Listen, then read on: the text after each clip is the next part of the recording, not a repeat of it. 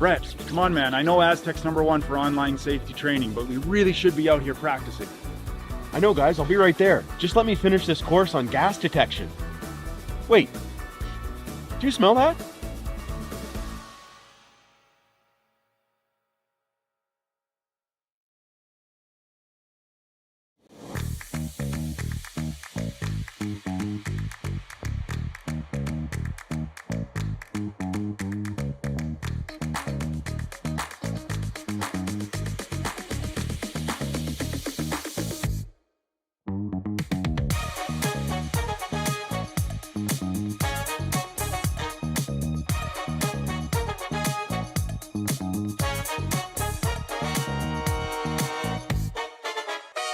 Driftwood Brewery, Esquimalt, crafting world-class beer since 2008. This is where beer is made.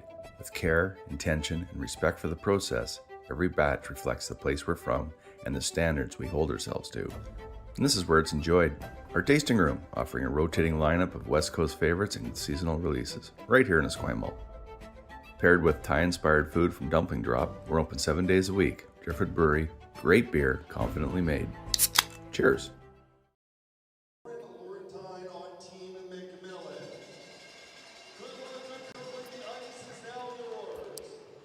Are we on? We are. Happy New Year. Welcome to the BC Men's and Ladies Provincial Curling Championships presented by Best Western. I'm Penny Shantz and I am joined by Sean Joyce.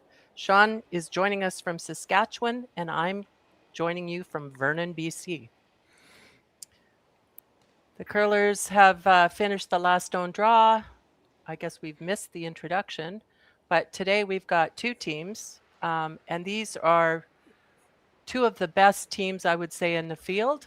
This is an important game for them. Both teams are sitting with a no-loss record. So after today's game, one of them is going to have a loss. And so our two teams, Corryn Brown's team, and I don't see, they didn't put the pictures up on the screen here. So let me see if I can find Corryn's.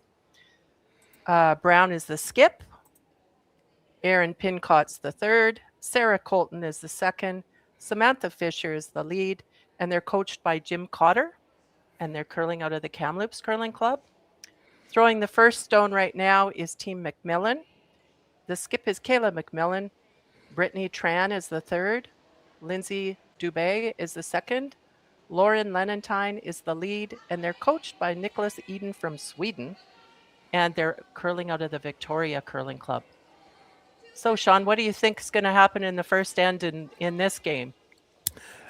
Well, you just never know when you get into playdowns. In a lot of cases, because they haven't played with clocks a lot, now both of these teams will have had a chance to play with them at the trials, maybe a couple of bonspiels, but you will see a lot of open first ends. Now, I had a chance to do one of Brown's games earlier. She had the last rock in the first end in that game as well, and she did similar to what she's doing here. The first rock came in.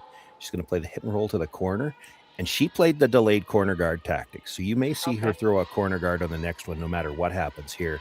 This has been a tactic that's becoming increasingly popular with teams with the last rock. If you play that hit and roll to the corner on the first one, you don't have as many rocks to clean up in the middle later on. Okay, she didn't quite get the roll there, rolled out, but the house is clear. So Kayla's going to do the same thing. Yeah, she puts it into the forefoot. They might not be as tempted to ignore it. The advantage to playing that hit and roll to the corner is that even if you make the hit and roll back, you're going to be behind the tee line. Now, this might be in a good enough spot that you may see her hit it, and we might have a fairly open first end. You mentioned off the start, these are two of the top teams. I mean, I said the first game that I did, BC women right now, probably, you could make a strong argument, this is the strongest provincial field in the country right now. You got three teams in the top 10. Reese Hansen sits fourth, and probably the best chance to get, there is an extra spot available at the Scotties this year with Homan going to the Olympics.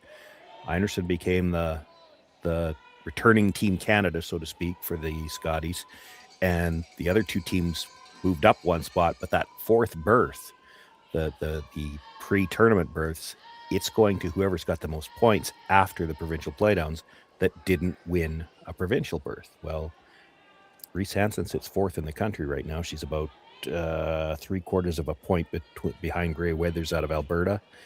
Kayla MacMillan sits 7th. Corryn Brown sits 8th. I mean, there is a strong chance that 2 of these teams end up at the Scotties. And this should be an outstanding game this morning. This is the first of the head-to-head games between these 3 teams. Right. I think there's one of them is tonight. Reese Hansen is playing, she's playing one of them, and then tomorrow morning is the other matchup between Reese Hansen and MacMillan, I believe. So when you're talking about points, for those curlers out there that don't understand what CTRS points are, how do you get points? Well, CTRS stands for Canadian Team Ranking System, and it's a point system that's been in place for a few years. It's been revised a few times, but basically every event you go to, there will be a strength of field multiplier, and that's based on this maybe is getting more complicated than I need to be for the average fan, but it's every event based on who's there. How many of those top 20 teams are there? You'll get a different strength of field multiplier, and that multiplier is used to determine how many points the positionings in that particular event are. So every event they go to, they have a chance to get points, including this event. So with these 3 teams that I mentioned, they're 4th, 7th, and 8th, I think. Right.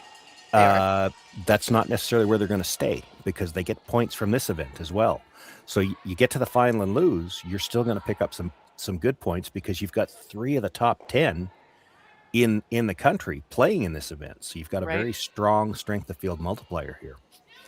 I think that's great for BC, because I know, and I look out there and these 3 teams, they play a lot of bonspiels, but not necessarily in BC. They play all over the country. I watch them all year, and they do an amazing job. I think Reese Hansen has actually won a couple of those Tier 2 events. And so she's had an outstanding year. But then I looked at the other ones, and they've all had a great year, in preparation. Yeah, Reese Hansen won the Tier 2 here the Tier 2 was held in Martinsville until the final, where they went into Saskatoon, which is where I'm just a few weeks ago. And so, that's another thing. As they come into this provincial, that's the last thing they played on. They're coming in really at the top of their game, which you're peaking at the perfect time, right? You're going into your provincial championships playing your A game. That's as good as you can ask for. But, Corryn Brown, been to the Scotties a number of times already. Alison MacMillan has had a great year, or Kayla MacMillan, sorry, has had a great year. Like any one of these 3 teams. Again, they came in as the pre-tournament favorites, but that's not to say that any of the other teams were slouches. Now, it has turned out that these 3 teams with a little bit more experience are starting to pull away from the field, but valuable experience for the other teams as well. And it's not to say that any of them couldn't end up here next year again. And that's experience too. I saw a lot of young teams out there, and the more experience they get in these types of events, the better they're going to get. They're the up and comers. I know it's always been a challenge out of BC to get to these teams that are going and playing across the rest of the country. Good for them, but it's for the most part, you're not driving to a bonspiel in Alberta from BC. It's not feasible. So it is tough. It's a challenge. There are various areas of the country. I live in an area where we're fairly fortunate. Like the prairies, Alberta, Saskatchewan, Manitoba, if you want to drive to bonspiels in any of the 3, you can. I mean, sometimes it's a long drive, but and certainly Western Canada in general, from BC, Saskatchewan, Alberta, Manitoba, that's the strength of the curling in this country, for the most part anyway.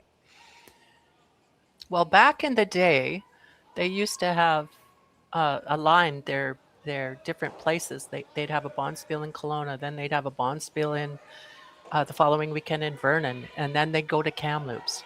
So there was a little circuit. So if you were coming out this way, you had 3 places that you could go in a row. It was a lot of time away from home, but these guys spend a lot of time away from home now with a lot of travel. So it's too bad we don't have that type of events coming up again. Yeah, well, that's a great point too, because when you've got 3 events like that, rather than your teams having to find ways to travel out to get the best competition, you get 3 events like that close together, and teams will come in, and you get exposed to teams from other areas of the country as well. Yeah, we've had that here in Saskatchewan as well, and some of those have gone away, and it's a little unfortunate. So this is a pretty open end we're having here now. There's just Kayla's coming back in her first shot. She's coming into the house. Corryn will try and blank the end now.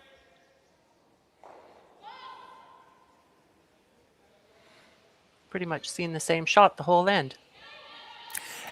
Yeah, and that happens a lot of times when you get these open first ends. The nice thing about it for the teams, of course, we're playing on a clock here. They don't get a ton of opportunities to do it through the season. A lot of the bonspiels don't use the clock. The clocks themselves, for a lot of events, depending where it is, they'll have to pay to rent them. So that just adds expense. Plus, it's so volunteer intensive to run them. So for a lot of bonspiels, they don't bother with the clocks. And as much as you like to think you're playing fairly quickly, then when you get to play with the clock, you realize, oh, we weren't playing as fast as we thought we were. So, an open first end can help them bank a little time for later on in the game when they have to make some tougher decisions. So they do have 38 minutes for thinking time, and they get one timeout. But I think they've changed it, so now you can talk to your coach behind the scoreboards at any time, like so between shots. Am I right on that?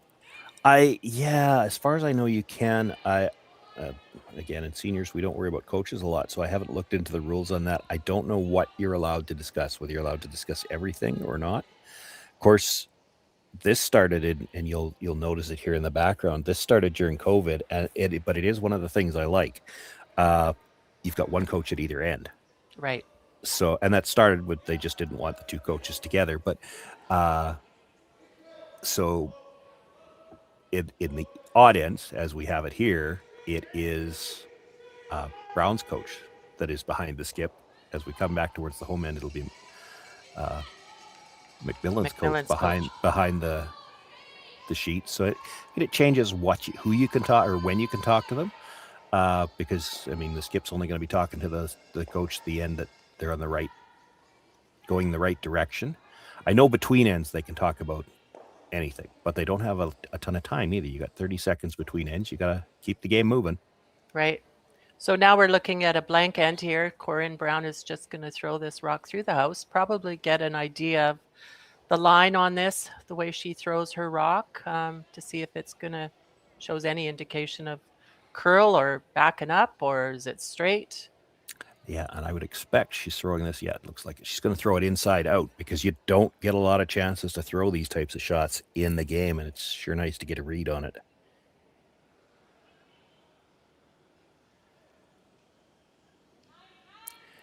They'll just keep it clean all the way through.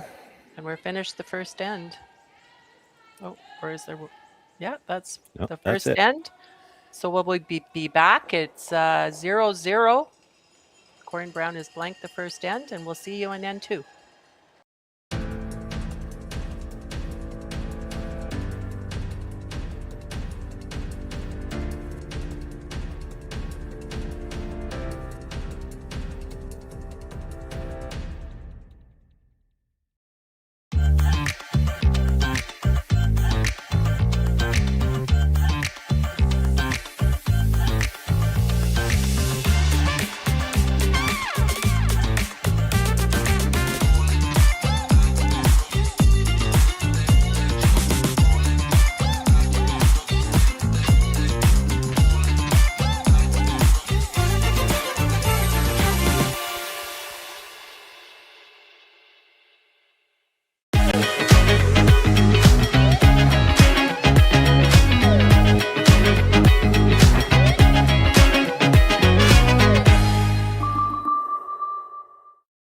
The Kia Victoria experience is a different and better way to purchase a vehicle.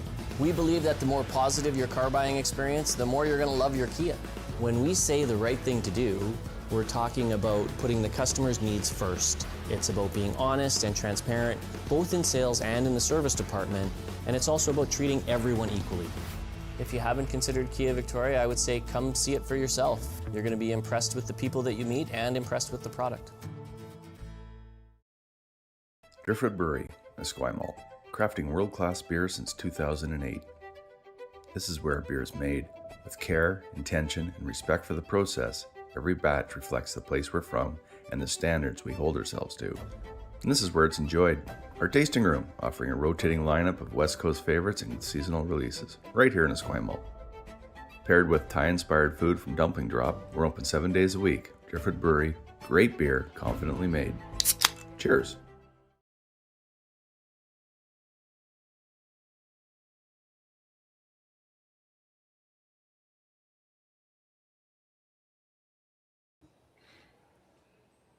Welcome back. I'm Penny Shantz, and I'm joined by Sean Joyce. We are covering the BC Men's and Ladies Provincial Championships in Esquimalt, BC. And the game we're covering is Kayla MacMillan versus Corryn Brown. Corryn blanked the first end, and it looks like they have a few rocks in play this end. Yeah, expect this fairly often. We talked about it a bit last time. These teams are so conscious of odd versus even end for last rock. Corryn Brown's going to want to try to score this end. Kayla MacMillan doesn't want to see another blank, so she threw the center guard.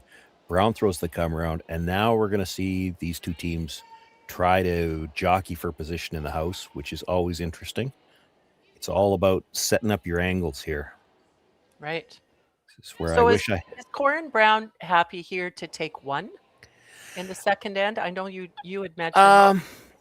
I mean, she'd like to take two. If she's got a choice at the end of the end and can't get two, she'll blank.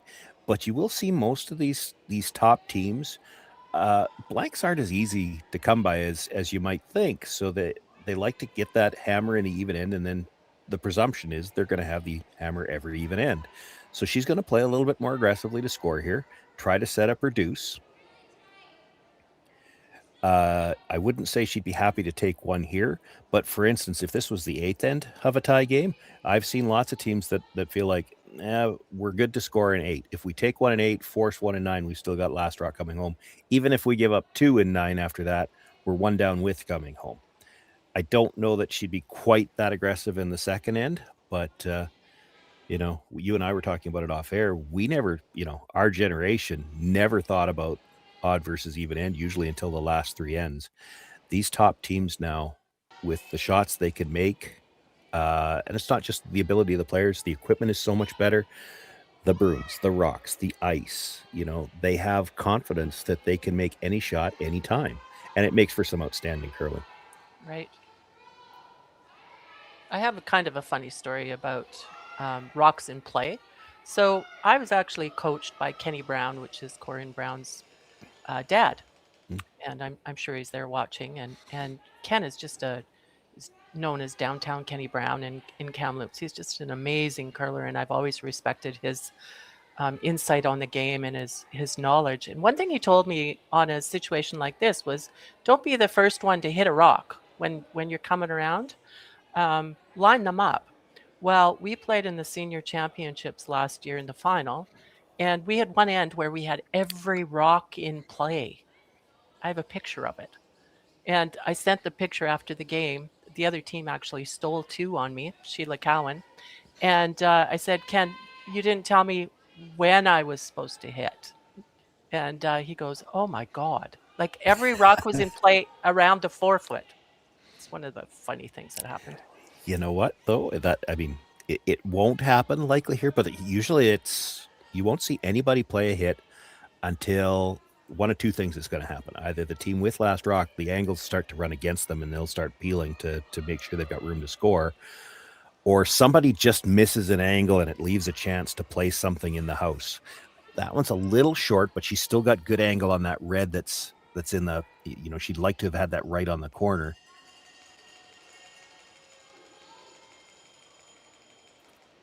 Okay, while they're going to be throwing this rock, I just want to give a shout out to some of our sponsors. That these events wouldn't happen without our sponsors. These sponsors, the presenting sponsors for this event are Best Western, Bel Air Direct, Driftwood Brewery, which is a new sponsor, and apparently they're a great sponsor. They have some pretty good beer. and Digital Direct, local based, and AMJ Moving. Have you had a chance to have one of those Fat Tug beers they keep talking about? Well, I actually don't drink, so Oh, I okay. have not. I'm sure there was a few drank last night in New Year's celebrations in Esquimalt, BC. I'll bet there were, but probably not the teams that had to be out on here, out in the ice at No, 9 a.m. So that's right. we actually have all of the women's teams out here, and just the one men's game. Mind you, that one men's game is the A final. And it looks like De Jong is winning that game 1-0 over Montgomery. They're playing the second end right now.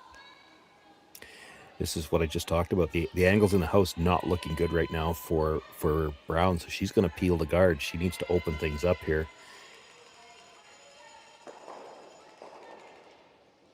Got it coming back into the house. Actually manages to kill 3 red ones. Not happy likely to leave the blue center guard where it is, but it's still, it creates some issues for Kayla MacMillan. As you can see, that one red starting to look lonely, and there is probably a shot at the blue one just off the center line to the left as we look at the overhead. If you could get close to the nose on that, you could push it onto that red stone. So Corryn would be looking at possibly just moving those around, jiggling those around a bit and getting that red one so it's behind all the blue ones, right? Yeah, now, or at least just to create an escape route for it. Like right now it's frozen, so she can't, she could get to the blue on the other side easy enough, but it's just going to jam.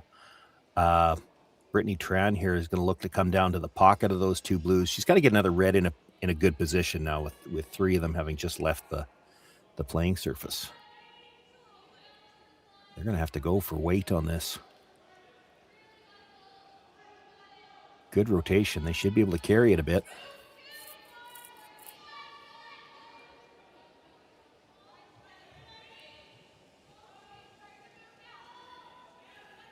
Might have over curled on her a little bit there. Over curled what they had in mind, but I don't mind where it ended up, because that's the more dangerous. Like when they peel this guard, that blue stone is the more dangerous of the 2, and now that red is in a position where she can't really see enough of it, enough of the blue to drive it onto the red in the 4-foot.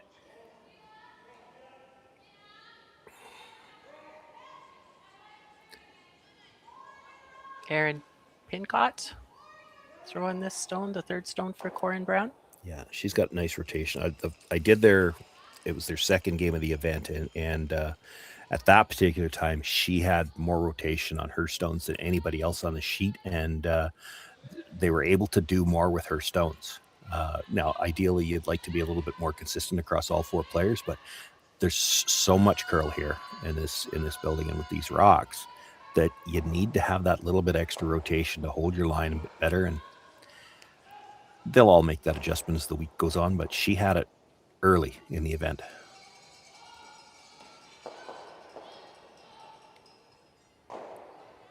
Okay.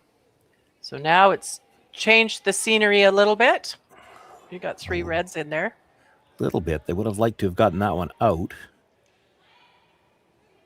So the head ice maker for this event is Mike Merklinger, and he is head ice maker at a lot of the events in the country. These girls are used to playing on Mike's ice. Of course, his dad is Dave Merklinger, and he's my ice maker.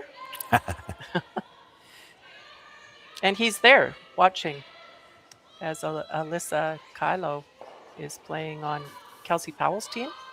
So they're there watching and cheering on the curlers. Now I wonder, if you're the ice maker's dad, are you watching for different things than the curlers' dads are watching? Yeah, maybe. I don't know.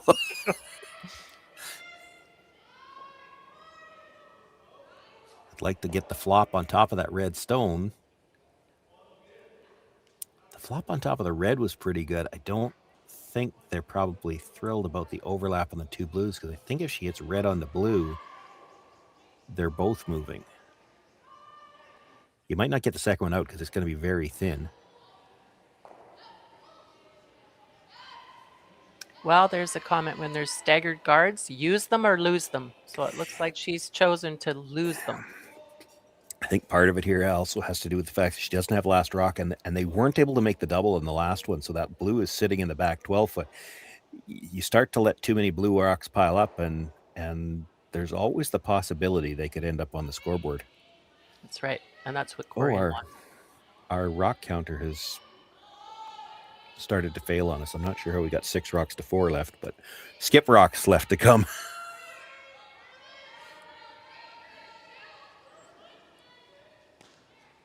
She can kill one for sure, and at least move the other one off the top of her own stone. Now, the danger here is going to be, where do the reds end up? Like, there is a chance you could leave a triple off this. Kayla's first rock. Sweeping it hard.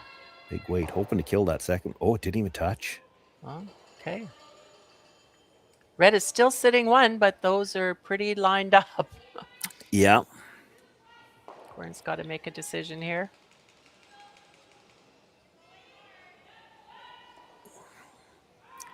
Two reds should go easy. I mean, a nose hitter is slightly on the center line side. The top one goes, and it'll go over the top of that one in the back 12.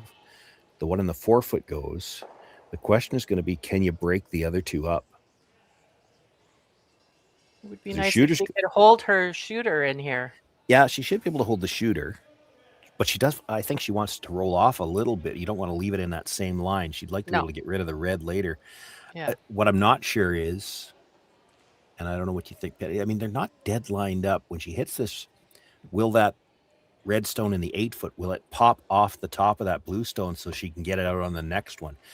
And if it does, then the fact that you got 3 blues sitting around the outside with only 1 red in the house, Millen's only got 1 stone left to play, and there may not be an obvious double there. She's got to be really conscious about the possibility of a big end here. And Sean, I noticed back in the background there, Kayla is talking to Nicholas Adine on what her next shot's going to be. Yeah, well, they were having a deep discussion.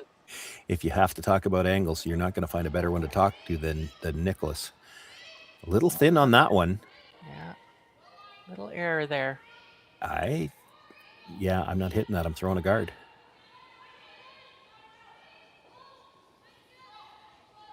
You hit that back rock, she just hits red onto blue onto red. And even if she makes that, it's probably only for 1. That's right. But if you guard this, you might be stealing this end. Like, how does she score? I guess you'll have to run the guard back, right? Yeah, that will be the shot. So this is one where you actually can afford to have this guard a little bit longer.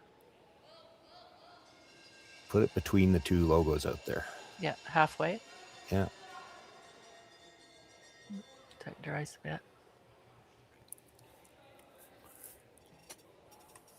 Well, that was a bonus for her there.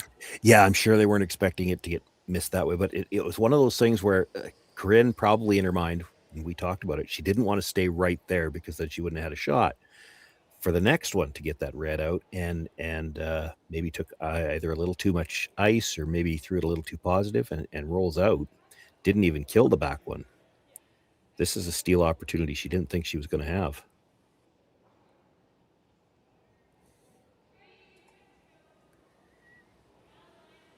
Oh, they're not touching it. Oh. Looks like it's going to be okay there.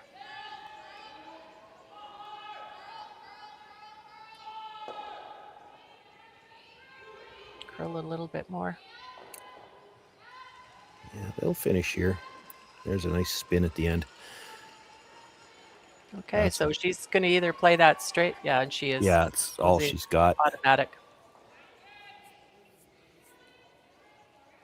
Last shot in the second end, Corryn Brown. Facing 1 on the button. She's got a blue one in there. She can hit this straight back. She'll score 1. So to Kayla MacMillan, she's accomplished. She's forced Brown to take 1. Ideally, I guess she'd want to steal. But forcing her to 1 isn't the end of the world this early in the game. Yeah, I mean, she gets the hammer. Honestly, there might be a way to get 2 here. It's hard to say, not with that weight though. She's just throwing it to get the single.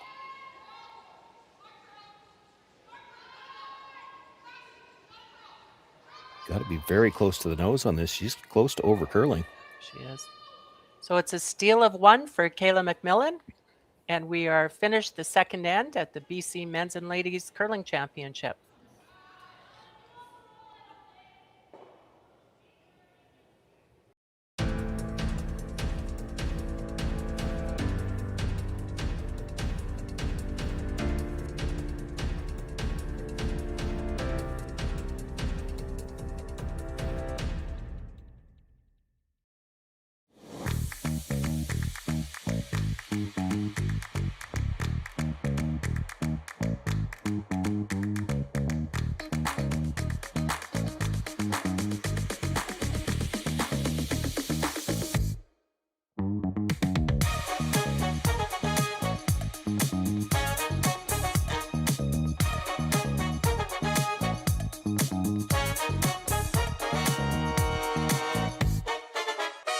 Welcome to the rockshop.net, the official store for the Grand Slam of curling. Whether you're looking for the best hats, stylish clothing, fun toys, or unique accessories, the Rock Shop has it all. Shop online anytime at therockshop.net for exclusive Grand Slam of curling gear, or come see us in person at your next event. Therockshop.net, where fans find their favorite curling gear. Aztec Safety is #1 for online safety training. Aztec Safety is the proud sponsor of the Aztec Safety Challenge, the #1 event on the World Curling Tour. And Aztec Safety has been a proud sponsor of Team Jacobs on our quest to represent Canada at the Olympic Games.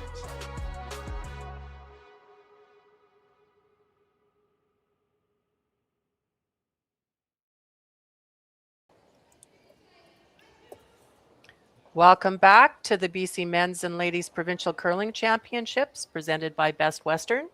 We are playing the third end of this game it's a round robin game between Kayla MacMillan from Victoria Curling Club and Corryn Brown from the Kamloops Curling Club. The game is Kayla MacMillan scored 1 in the second end. She stole it, and they're now playing the third end. What do you think, Sean? How's this one going to play out? Well, I mean, we've seen Corryn Brown before have the preference for the delayed corner, and we don't get to see the first couple of rocks in the end while they're in the commercial break. This looks like she's playing the delayed corner right here. Is that because that center guard isn't on the center line and it's a little bit high? They played it. They played it right away. Yeah, that was actually the first 2 stones of the end. Yeah, that first center guard's not in a great position. I guess one of the things we should remind people, the no tick zone that's been around for a couple of years, you want to get your stone on the center line, and preferably tighter to the rings than that center guard is. It's anything you get around a guard that high, you can probably get at it with hack weight with as much finish as they have with these rocks. Right. So if it's on the line, you're not allowed to remove that stone off the line. Well, That's she's right. A little bit, again. Well, but and I didn't see the call, but now you've got a problem when the first one's not well positioned, and you got to throw the second guard. Now, are you going to throw the second one to touch the center line, or are you still going to try to line up your 2 guards? And it looks like they've decided to line up the 2 guards, which will make the double peel a little bit more difficult later. Right. Can't play it yet, but I mean, that's the thing. These teams at this level, they're always thinking ahead. It's okay. We know eventually Corryn Brown's going to want to peel guards. We got to make that difficult when she can. Corryn Brown knows she can't peel it yet. They're going to try to come around it so that you can't bury a good one. Kind of choke it off a little bit there. Yeah. You can see a piece of that. This is what I thought she'd play, though. That's a little higher than Brown would have liked. She can come around. Now, these are the shots, and I admit I haven't had a chance to watch a lot since the game that I did earlier in the event, but these shots were very difficult early in the event. They were finding that as you got out wider, you really had to pay attention to, how long has it been since we've been out there, because it does get heavier out in the wings. And they jumped the brush on this one right away, too. It's like maybe she was just a bit tight on that throw. And not curled. the weight. Not enough weight. Yeah.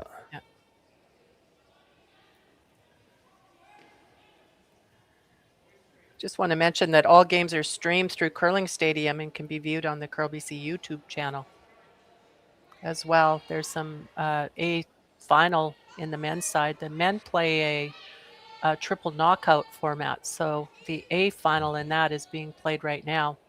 The ladies play an 8-team round robin with the 3 teams making the playoffs at the end.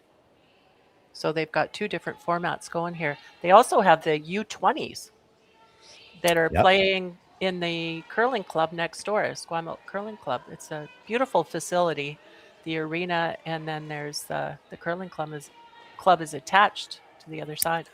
Yeah, I was talking about that a little bit in the game that I did earlier in the event. Of course, I'm not that familiar with the facility, and if you go onto the website, and I think it was even the Curl BC website, they have a video walkthrough of the building. An outstanding looking facility. I thought it looked pretty much brand new. My broadcast partner at the time, Dave Schmel, looked it up after I said that. It's actually 1960. So they've either done some renovations or like they've done some upkeep on this building. It looks fantastic. If you have the chance to go down, we can show you one game at a time. You can pick up the feeds from the other ones. But if you have the chance to be there in person, nothing beats showing up in person for these events. And I was there a few years ago when they had the same facility and walked. I had a two-minute walk to the games. My son lives pretty close to there. And it was nice. The weather was great. I think it's 6 degrees in Victoria. I don't know, Sean, what's the temperature in Saskatchewan right now? Minus 15? Minus 18. Thank you very much for pointing that out. Well, I'm just back from Ontario, and it was a little bit of a blizzard there, too. We had the blizzard last week. We had melting 2 days ago, which is weird. And now it's minus 18, which we're not complaining about minus 18 at this time of year. No. I have to do provincials here in Saskatchewan next week, and we traveled on site to do those ones. And we've already looked ahead at the forecast because we've had minus 40 weather before when we do that. This year, we're all in that mid 15 to mid 20 range. So yeah, those are comfortable temperatures for us. Wear your shorts there. I could. I'm probably not going to, but. Well, Corryn Brown looks like she's got this set up pretty nice so far. Yeah. So we're down to thirds rocks. And Corryn has 2 in the house. Just have to take another look at that. Yeah, so Brittany Tran looking for the run back here. If this is thin, it could come off of her own. No, she's okay. Oh, and there we go. So she did leave. We do have 3 guards there for Corryn Brown. But what a great shot that Brittany's made. Look at that. A good enough shot. She queued up the replay machine. She gets a replay. Extra Upturned coverage. throw. You feel sorry for the leads. They never get replays. Came up just enough. You could see it start to make that move at about the halfway point. Catches just enough of that stone to move the 2 in the house. Great shot.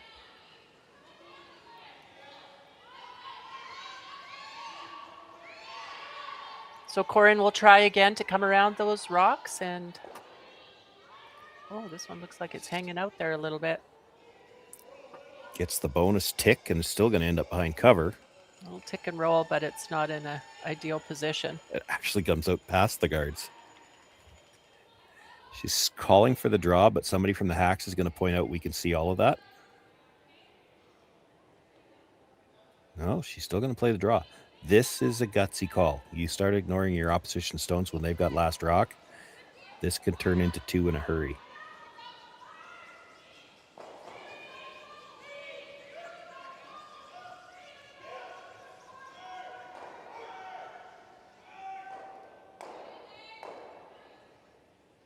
Final rock for third.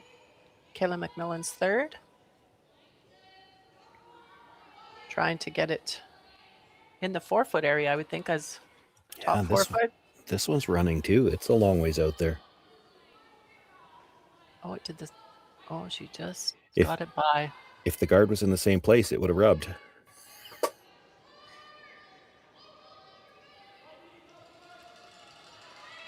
But She now, got to a what I great was shot saying out of that. earlier, It really came at the end. yeah, but with as high as those guards are, I mean, look at it. She almost touched the outside blue one. I think you could get to that with hack weight. She's not going to try it. She's going to peel a guard for now. I think I like the peel there, especially with that, with a little more weight. It was hanging out there, so this might be a little safer. Open it up.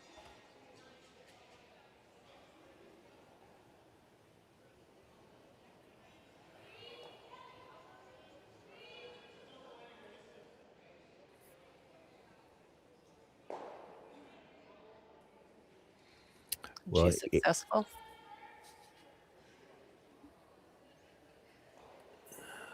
So now, Yeah, I don't like this. If you weren't going to hit it on the last time, you shouldn't hit it now, because what's going to happen? You make this hit. She's got the hit and roll behind cover off that She does. open stone in the 4-foot. I think you replace the guard and force Corryn to make a decision. You could hit this on the last one and force the single, but right now you're leaving a more dangerous shot by not guarding that stone in the middle. Okay, so I'm thinking Kayla MacMillan probably has a 3-shot process, right? She's looked at that first shot, said, let's guard it the first time, or let's come around it the first time. The second shot, we'll hit it if we get the chance after she peels the guard. A lot of teams use that. Well, Thinking maybe. 3 shots ahead, right? Yeah, I hope but she's got 3 more. she's thinking about misses then, because this is you're giving up a shot for 2 as soon as you don't guard. She makes the hit and roll. There's nothing you can do to stop her from scoring 2. This rock's actually going to hurt you if you stay right there, because she can roll into it.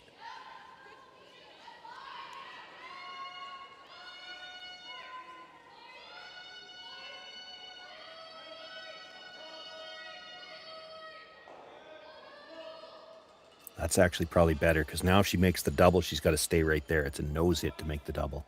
Right. She can't get that hit and roll behind. She could try it with bigger weight and try to roll behind the corner. That's probably not a bad shot, as long as you don't roll out.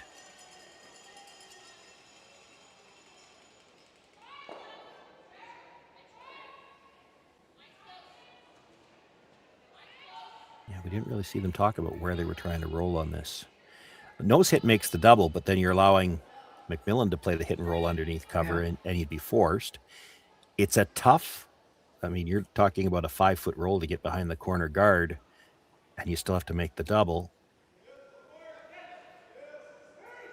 And we do know that a hit and roll is one of the toughest shots in curling, the perfect hit and roll. Well, yeah, and that's when you're just talking about making she still has to be conscious of making the double. You added an extra element into that.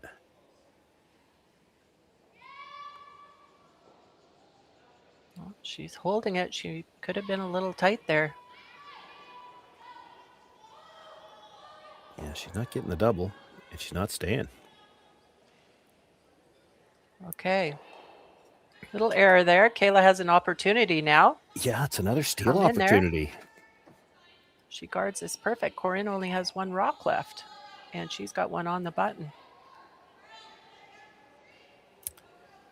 Yeah, it's going to be an angle run in on the blue guard, probably. You could almost take that away, too, if you get the guard in a perfect position here. Right. If you had your telestrator, you could show us exactly where that rock would be. You just join in the crew that's teasing me about that. Like, she's got to get to probably her shooter here has to touch center. If she's a little off the center line, there's probably still a port to come in. Although I don't think you could blank. She'd probably, if you're making in that port, you're probably staying for 1. But if she touches center, I don't think the port's big enough. She can't draw to beat it. Just doesn't look light. If you're in the ring, she tries the double.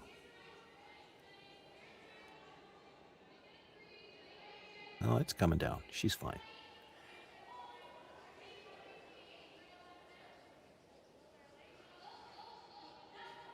Perfect guard. Now, can you get around that and get to shot rock?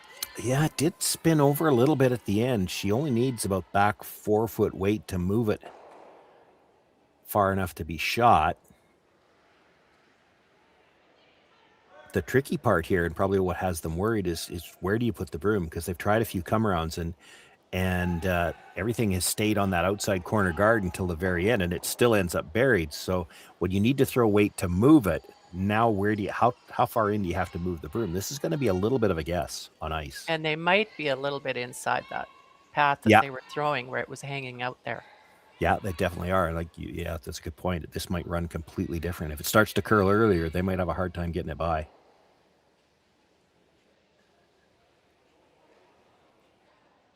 So this comes down to, you had mentioned earlier in this end that Corryn had the opportunity to maybe play this type of a shot, and she opted to not do that. I think it was Corryn.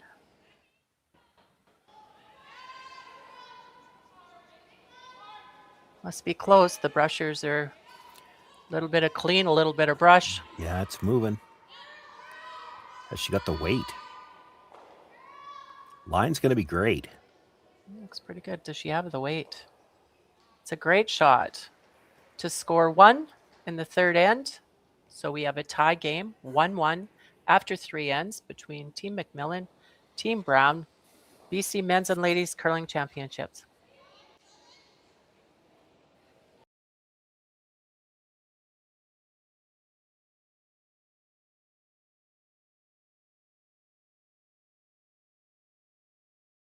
Aztec Safety is #1 for online safety training. Aztec Safety is the proud sponsor of the Aztec Safety Challenge, the #1 event on the World Curling Tour. And Aztec Safety has been a proud sponsor of Team Jacobs on our quest to represent Canada at the Olympic Games.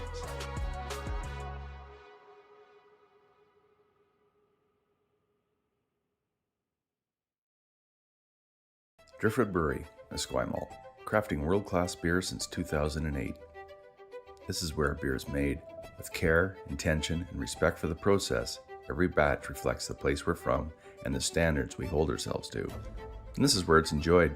Our tasting room, offering a rotating lineup of West Coast favorites and seasonal releases, right here in Esquimalt.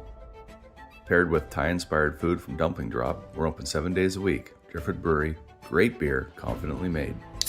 Cheers.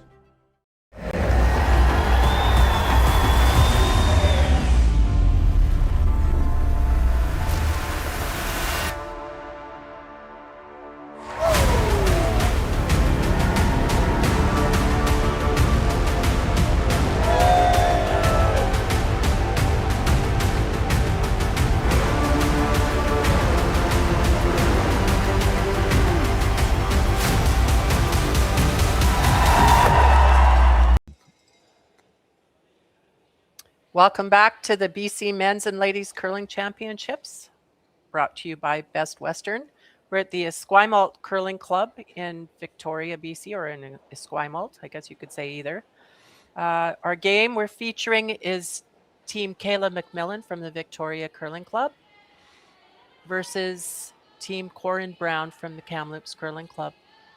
And we have a close game. It's 1-1 after 3 ends. Corryn making a great shot in the third end to score her 1. Kayla MacMillan now has the hammer going into the 4th end. Sean, what do you see happening this end? Yeah, well, Brown started things off with the center guard. I have to believe they wanted it a little tighter than that. So Kayla calls for the come around. I have to believe they wanted it a little deeper than that. A rock in the 12-foot with ice that curls like this, it's essentially just a guard. So Brown's going to try to come around it. You know what? I have to agree with you on that guard in the 12-foot. I played third for Marianne Arsenal, and that used to drive Marianne crazy if there was a rock in the top 12-foot. Well, when you got this kind of curl and especially the finish that these rocks have, that rock is still just a guard. Like, honestly, if you needed to, you could come around a rock in the top 8. The only thing about it is because MacMillan's got last rock, there's always the chance that stone in the 12-foot could end up on the scoreboard. But she would have liked it deeper.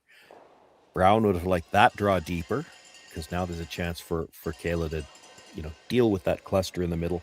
She can push the red onto the blue. Not looking to kill anything here. She wants to keep both reds, the shooter and the raised stone, in the rings, but she can get everything out from behind cover. And early on, at least in this 4th end, that can, things are going to start to look pretty MacMillan-ish. Now, you got to get by the guard, though. That's in the no-tick zone. MacMillan-ish. MacMillan-ish. That must be a Seanism. I make my own words every once in a while. That's pretty good.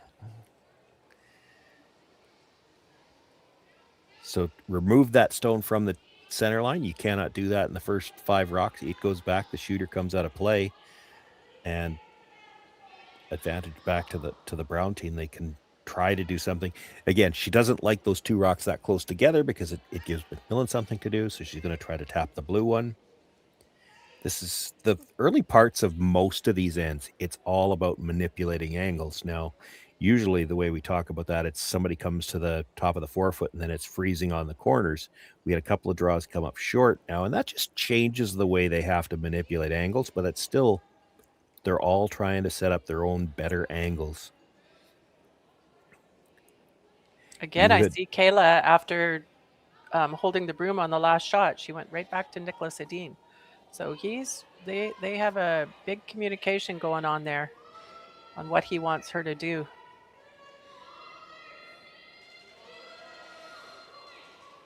Well, every time you miss a shot, it changes the game plan. Yeah, exactly. Seeing what that tap does now, not only do you have shot rock, but now that the blue stone that's in the 12 foot's in front of the red, so she can't make the same shot that she tried on the last one. She's going to peel the guard. They managed to get 3 of them moving the last time they did this. Hard to do that without killing their own this time.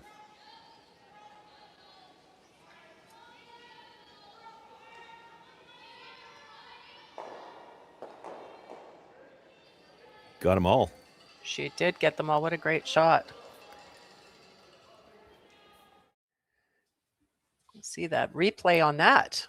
Even a second gets a replay.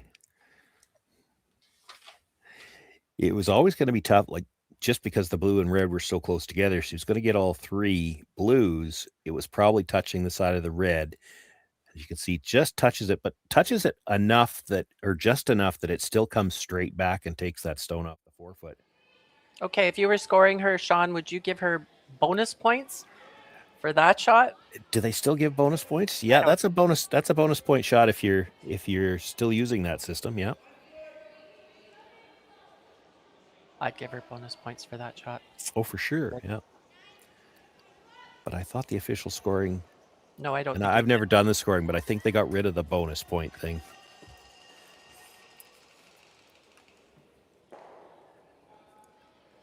This is an interesting call. She could go after that one directly and then roll the shooter into that stone that's just off the rings, try to get a biter out of it that way. The center guard worries her more, so she's going to try to play the run. And get a couple of things out of this, and the shooter might roll to a corner guard. This is over curling, though.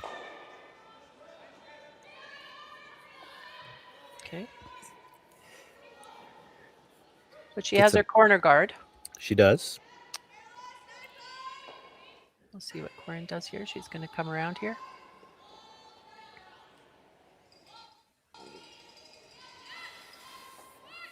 This is a good example of what I was talking about, though, with those stones in the 12 foot that could be a guard. It's easy to come around them. If you're just looking at the house from the hack end, it looks more natural to come around the outside because of the stagger on the 2 stones. But 2 problems with that. You have to go out wide, which has been a weight issue here because the outside edge doesn't get used as much. And plus, you can still easily bury around a stone in the 12 foot on this ice. If you get the line right, it will hook hard at the end.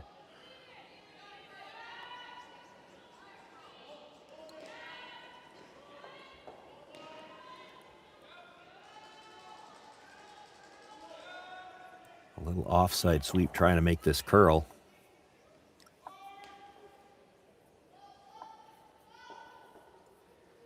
She's a little bit deep too. Yeah, I think that was probably the biggest part of the problem, just too much weight. That gives Kayla an opportunity to hit that front one, roll to the open side.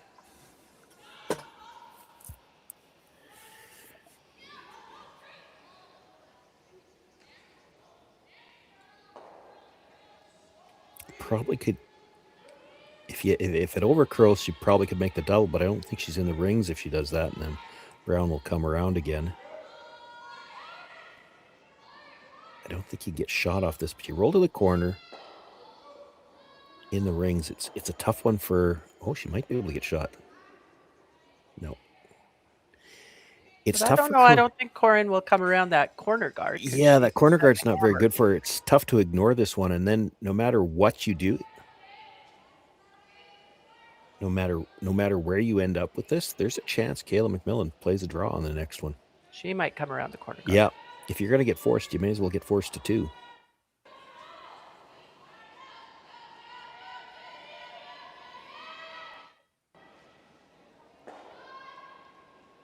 Ideally, Corryn would want to roll in a little bit, I think, on this shot.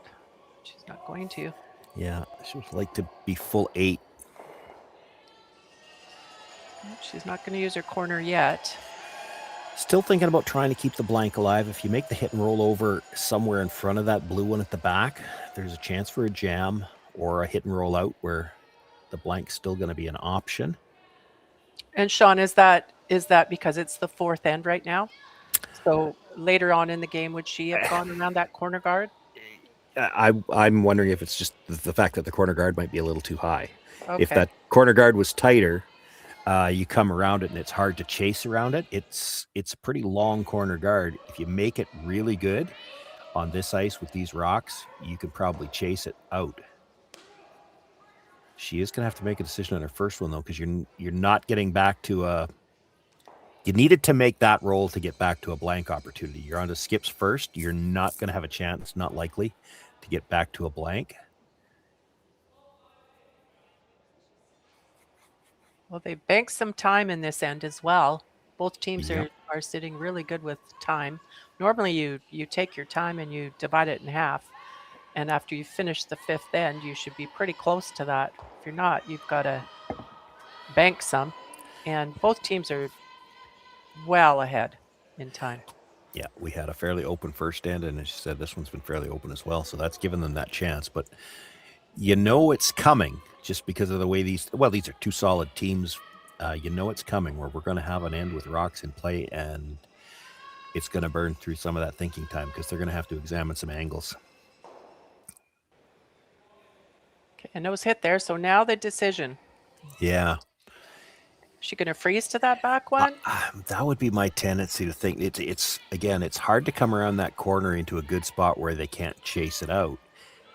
She's talking about hitting and rolling off the back when I don't like that. That's the same problem. But if you freeze to it, even if it's not a perfect freeze, if Corryn Brown has to blast it out, you still might be back to the blank. She might make a mistake trying to hit it. If you're playing this hit, it's got to be a big roll. You've either got to get on top of the blue or even all the way in behind the corner. Force at least a more difficult shot for Corryn Brown.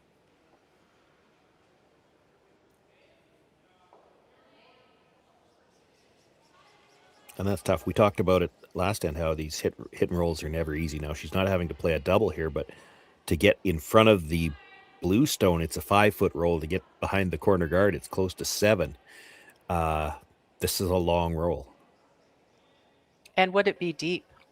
Would it give Corryn the opportunity, lots of room to come around that with a tap shot and take it out?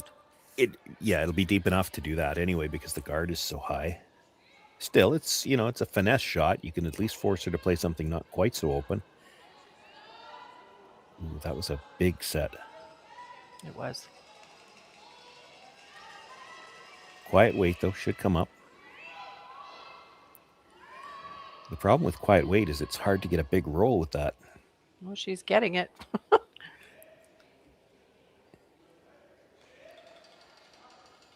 She will be sitting shot rock behind the corner guard. Yeah, if anything, it poked out a little bit on the other side.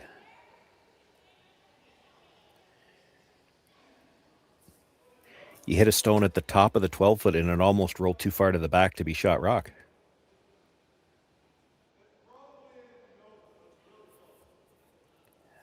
I'm almost betting she's going to change turns when she gets to the hack. I know, that just looks like tight ice to me. Well, it doesn't look And like we haven't to me, played that way. It doesn't look to me like the easiest way to get at it. No. It'll go. I mean, it will go. You have to believe when you It sit in does the look hacks. easier coming with the out turn. Yeah. That rock. But maybe she prefers her in turn here. Feels confident. It's a long guard. Lots of room.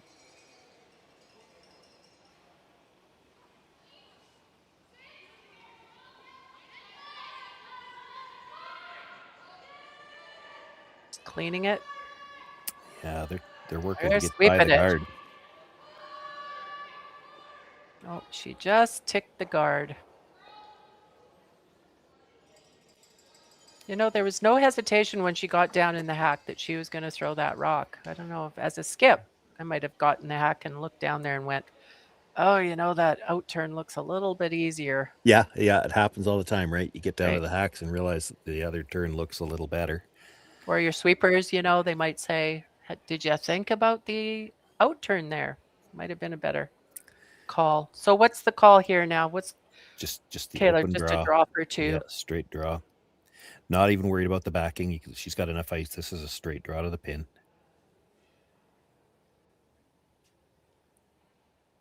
I did see Kayla throw a rock yesterday where she didn't come from the outside into the button for her two. She actually threw from the center line out, and there was actually another rock in play. I was surprised at that.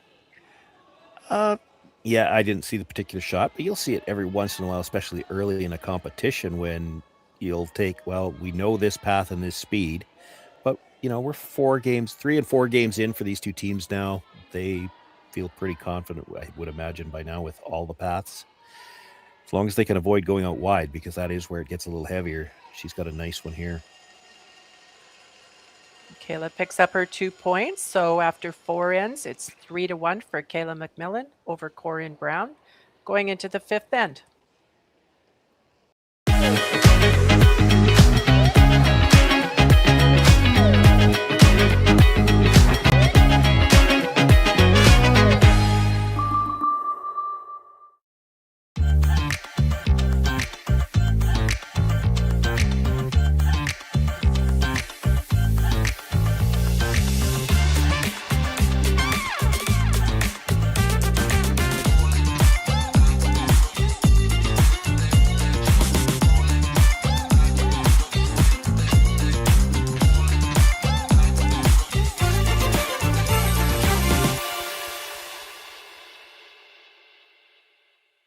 When I was younger, I thought purpose had to be big, like changing the world. But then there's the little things, like fueling someone's car before an early shift, or helping someone find the perfect bottle to toast a special occasion, making sure the shelves are full so a family can cook dinner, so those kids can have their favorite treats, like giving back, like making everyone's day just a bit better. Maybe that's exactly our purpose. Developed over a decade in collaboration with the finest ice makers this side of the Atlantic, the Pebblehead PB5 is nothing short of a triumph of sophistication and craftsmanship. Weighing less than half its lumbering copper predecessors, yet boasting 10-fold their durability, the PB5 delivers perfect, consistent ice, time after time. The PB5 by Pebbleheads.com, the apex of ice-making ingenuity for the roaring game of curling. Okay, we are back to the BC Men's and Ladies Curling Provincial Championships in Esquimalt, BC at the Archie Browning Sports Centre. We're covering Team Kayla MacMillan versus Team Corryn Brown. Kayla MacMillan was able to pick up 2 in the 4th end to take a 3-1 lead. Corryn Brown now has the hammer going into the 5th end. I'd like to also just mention a few other sponsors here. We have platinum sponsors for this event. We can't have these events without our sponsors. Kia Victoria and Peninsula Co-op are our platinum sponsors. We also have government and community sponsors. Greater Victoria Sports Tourism Commission, the BC Government, Via Sport, and the Township of Esquimalt. So thank you to our sponsors. Yeah, you also see them out on, not the sheet that we're on, but the logos are out on the ice. And I like that. It's a nice addition to, you know, the houses look different than they did when my generation was playing, but I think it's been a nice addition. And it's also interesting how, again, we've only got the 2 logos on our sheet between the house and the hog line. But it's been interesting watching over the last few years when you get enough logos out there, the curlers will actually start to use them as landmarks, which, right, you know, extra bang for the buck, I guess, for the sponsors. But yeah, it's interesting when they start, you know, put it on the A in Victoria, you know, I enjoy it. I thought you were going to mention, because I noticed on the back bumper, the 50-50 raffle. Oh, right. Yeah. So if you're feeling lucky now in the new year, you can go to curlbc.ca, 50-50 raffle. There's raffles going on. You can buy them online. You have to be in BC for that. Well, that was the question I was going to ask, because nobody knew the answer to that the first game that I did. And that's the boat we're in here in Saskatchewan, just part of the lottery license when we do the 50-50s here, is that you have to be in Saskatchewan to purchase. Right. But, so I if know you're I not kind of watched those Oilers raffles and kind of want in on that. And of course, when the Blue Jays were playing, that was a big one too, right? So Yeah. you find somebody in that part of the country and Well, get them to buy your tickets, right? see, and now you've drawn up because Nova Scotia managed to get in on the Blue Jays. So I don't know how they changed the lottery license or what they did, but Nova Scotia can get in on the Blue Jays ones.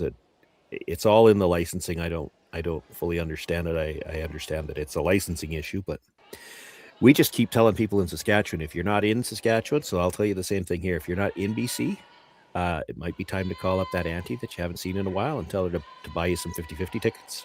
That's right. Of course, the 50-50 supports curling. in I haven't BC. seen the purse today, but I mean, I did a evening game on day one, and it was already getting substantial. And you don't expect that necessarily on day one because not everybody has found the broadcasts yet. Now we're getting into the heart of the competition. There'll be a lot more viewers and presumably some bigger purses. And like you said, you're also supporting curling. I did a lot of 50-50 sales at the Briar that was held in Kelowna last year. I think I was on every shift. Curl BC was putting it on, and I was part of their entourage of people. It's a great event. So Corryn looking at her options here. So that was the fifth stone of the end. She could make a play on guards now. She looked at trying to maybe get all three reds. The angle is there to do that. But the two in the one in the 8 foot and the one that is maybe just biting, if it's not, it's just out of the rings. They're not that far apart. It's pretty easy to make a double on those two, or relatively easy to make a double on those two. And that's what she's going to opt for. Not big weight here. They want to try to control the shooter on this as well. They kind of lost that at the end.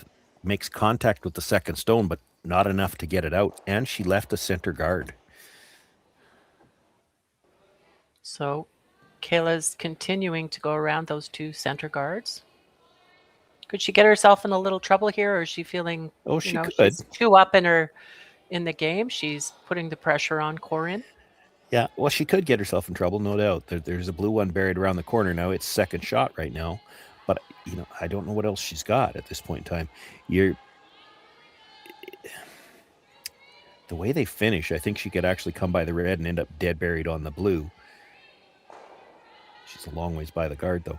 The scary part of this is Brown could play the same type of shot, blue onto red, and if she sticks it behind cover, well, now that trouble you talked about is there. She's going to play the double peel this time, try to get all three of them moving. So red just slightly across the face of that blue that's just outside the rings, and try to have it come more or less straight back and kill the stone that was just played.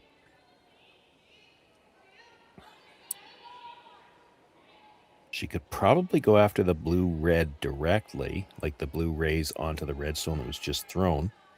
Like, that's a very similar shot to what Sarah just played. It's basically the exact same shot she just threw. Which isn't a bad call, because you'd like to give your players the same shot twice. Well, and I think this might have come from Sarah. She might have said, I can see enough of that. And, of course, she just played it, right? So she knows what this is going to do. Corryn knows what it's going to do. The brushers just saw it. There's a lot of good things that can come out of this. She could stick it behind cover. If she's slightly across the top, she could roll it over towards that other red.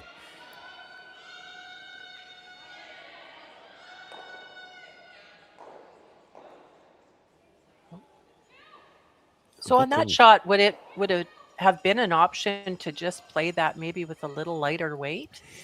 It would have been. Like, that, to me, looks like more weight than she threw with the last one. Right. And yet it's still over curled. So, and then her rock would have stayed in play a little better.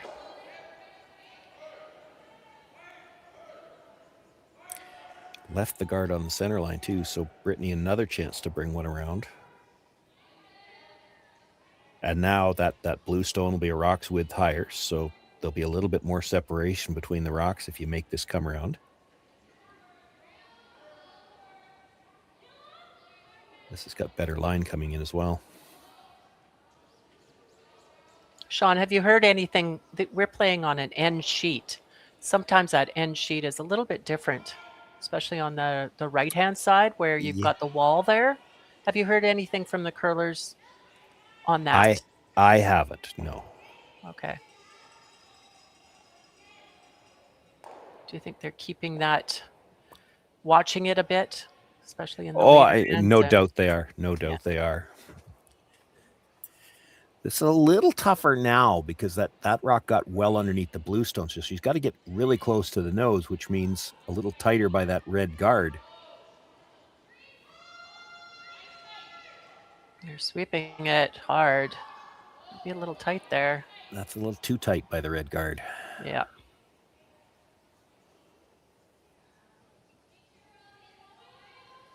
Kayla again will be putting up that guard. Yeah, they'll look to get it over just a couple inches more. You want to take away a little bit of that blue so that the run back's not maybe possible. But I think if she ever deadlined it up, there's probably room to get at that red stone with the way it curls. Yeah, certainly with enough weight to move it. Maybe not enough to kill it, but if you could pop it out from behind the guard, you know, there's still options to maybe score a big end. Probably try to split center here is probably good. Halfway? Yeah. You don't want it too tight, right? Yeah, and then Corryn will probably try that double peel again. She might not get the line. Yeah, there she does. Boy, look at that last spin at the end. You see that so commonly with these rocks. They're so aggressive with that spin. Well, you'll love it. We haven't seen it yet, but when you get a rock that finishes like that, that's one of those ones where you see the forefoot get congested and all you can do with your last one is draw to the edge of the button, and that last little spin makes for some spectacular looking draws. Got her the line she needed on the guard there. So now they have to play the run red over the top of the blue and try to bring it straight back.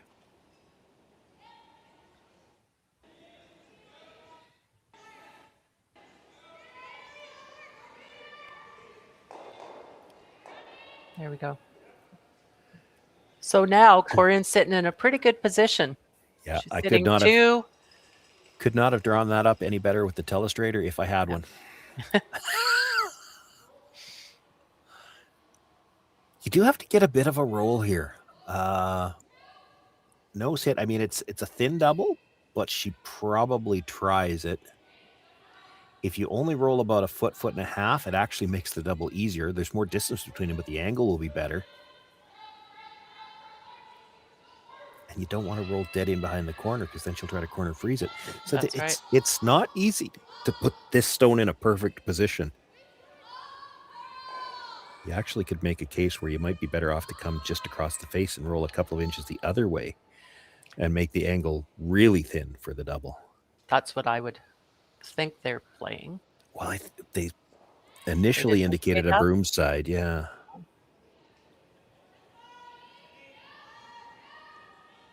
She did not, I don't think, get all the way out to it, but good rotation. This should hold.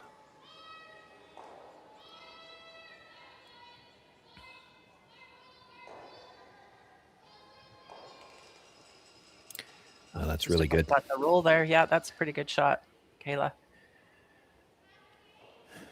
Corryn Brown's first. She get a little hit and roll there.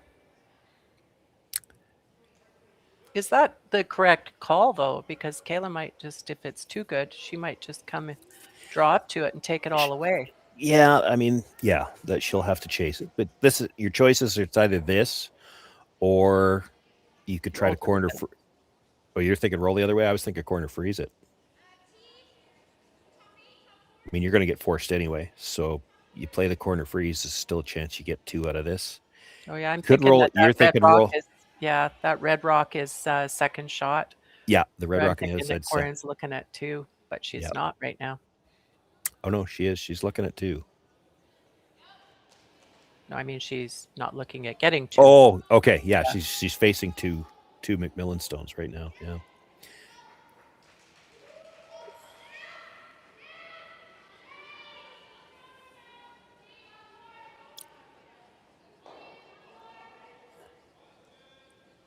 Corryn has had her fair share of problems, or maybe even more than her fair share of problems with hits.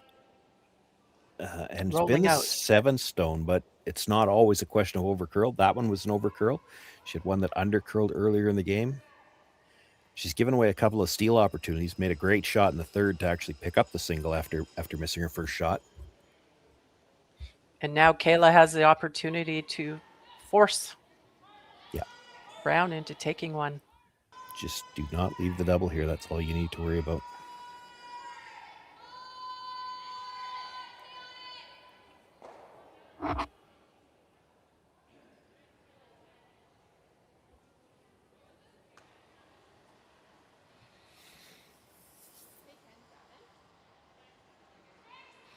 I expect there'll be a bit of a conversation when she gets down to the other end, because you don't get to see a lot of these draws to the corner. So there'll be a bit of a conversation about the weight. Everybody needs to be on the same page on these two. It's not just up to the thrower on a shot like this. You got to know when you need to sweep this. It should be through what we call the good stuff earlier, but as this comes into the house, she might get into that wide path where it's a little bit heavier, and they do have to make sure they're at least second shot here.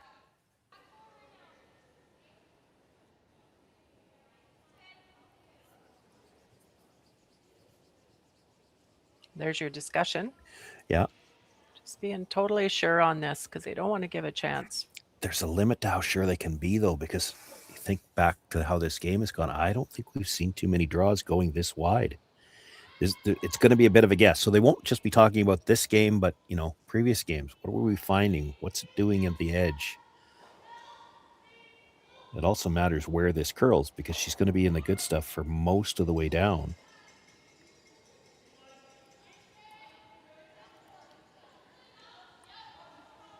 Well, they jumped this right away. They did. It's not heavy. I think she's come up short here. Yeah. She talked So that herself gives into... Corryn an opportunity to hit this rock and get her 2 and tie the game. Get her 2 for sure. I think we might see a measurement on that one blue stone. On the right-hand side there. Yeah, you can see that little bit of white from the overhead, but Right. the overhead, we're looking from the pinhole out. It's not exactly bang on. And as you look at it from this view, that stone looks like it's very close to being in the rings. It's probably worth putting a stick on, especially as you're going into the 5th end break anyway.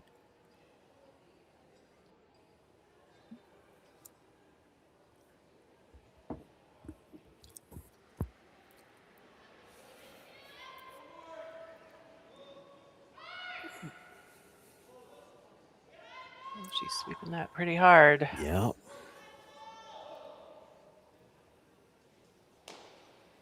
Well, again with the overcurl. Okay, I looked at that as the overhead there. It didn't look like it was in. No, and they've kicked it away. So that's 1 for Corryn Brown playing the 5th end. So it's 3-2 for MacMillan. And we have a 5-minute break now. Well, we think it's 3-2, but it was Brittany Tran that kicked it away. That might have been in. We'll let you know when we get back. Okay. Yeah. Okay.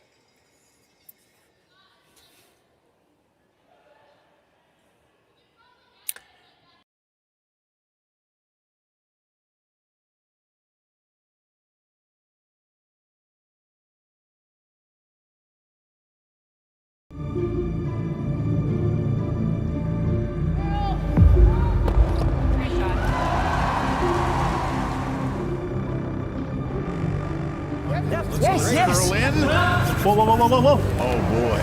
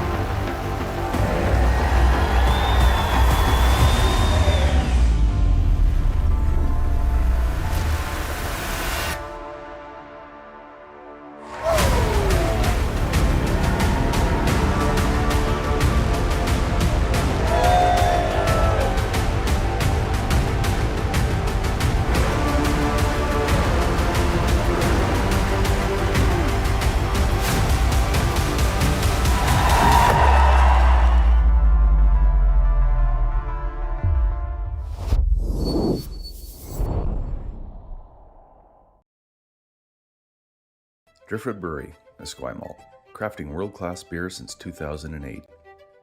This is where beer is made. With care, intention, and respect for the process, every batch reflects the place we're from and the standards we hold ourselves to. And this is where it's enjoyed. Our tasting room, offering a rotating lineup of West Coast favorites and seasonal releases, right here in Esquimalt. Paired with Thai-inspired food from Dumpling Drop, we're open 7 days a week. Driftwood Brewery, great beer, confidently made. Cheers.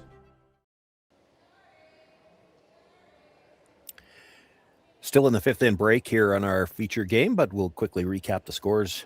All 8 women's teams in action here this morning. Taylor Reese-Hansen and Kelsey Powell. Reese-Hansen, the other undefeated team in the competition right now. They're tied 3-all as they play in the 6th. Reese-Hansen with last rock there. Sarah Wark with a 4-3 lead over Holly Haffley. Mara Harris and Kayla Wilson. It's Harris with a 7-1 lead as they play in the 5th there. And of course, our feature matchup all tied 3 apiece at the break. And just the one game going on the men's side. It's the A final. So the first playoff team will be determined there. Jason Montgomery with a 4-3 lead after 5 ends of play there. It's Cameron DeJong with last rock as they play in the 6th. We'll have 6th end action for you right after this.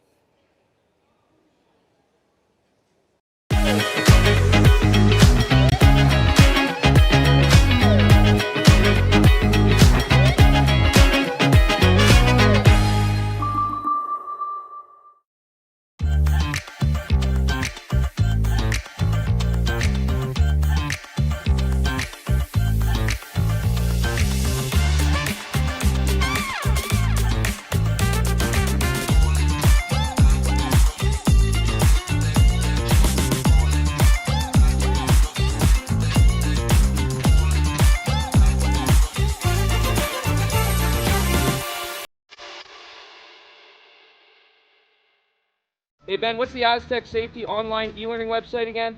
Yeah, that would be aztecsafety.com. Fire extinguisher and firefighting, we'll send that one to Paul. Ah, now here's a course I should probably take. Conflict resolution. Power line safety. Yeah, I thought it might help me with my line calls. Did you know this Aztec website has over 100 safety courses? Jeez. Aztec Safety online course. Ground disturbance. Could have used that a few seconds ago.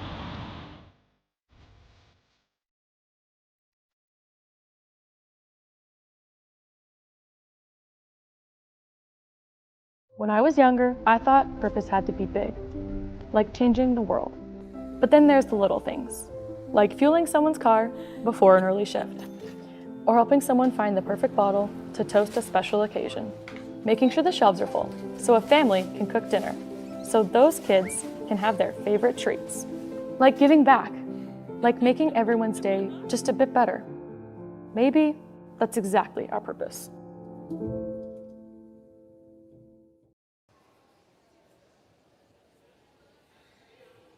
Welcome back to the BC Men's and Ladies Provincial Curling Championships.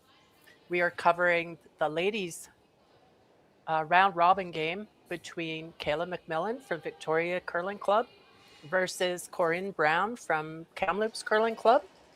The score right now is tied. That was a score of 2 in the 5th end. There was a biter on the side. We couldn't tell whether it was in or not. So it's a tie game. 3-3 playing the 6th end. 5 ends to go.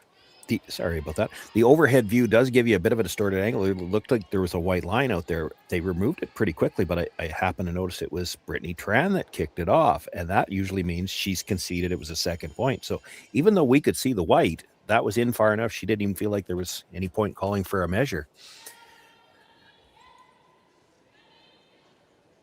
So that was actually, Corryn had a shot for 3 in that end. Yeah. 1 up. Yeah, and she's had a few rollouts already, and they're going to start to haunt her pretty soon.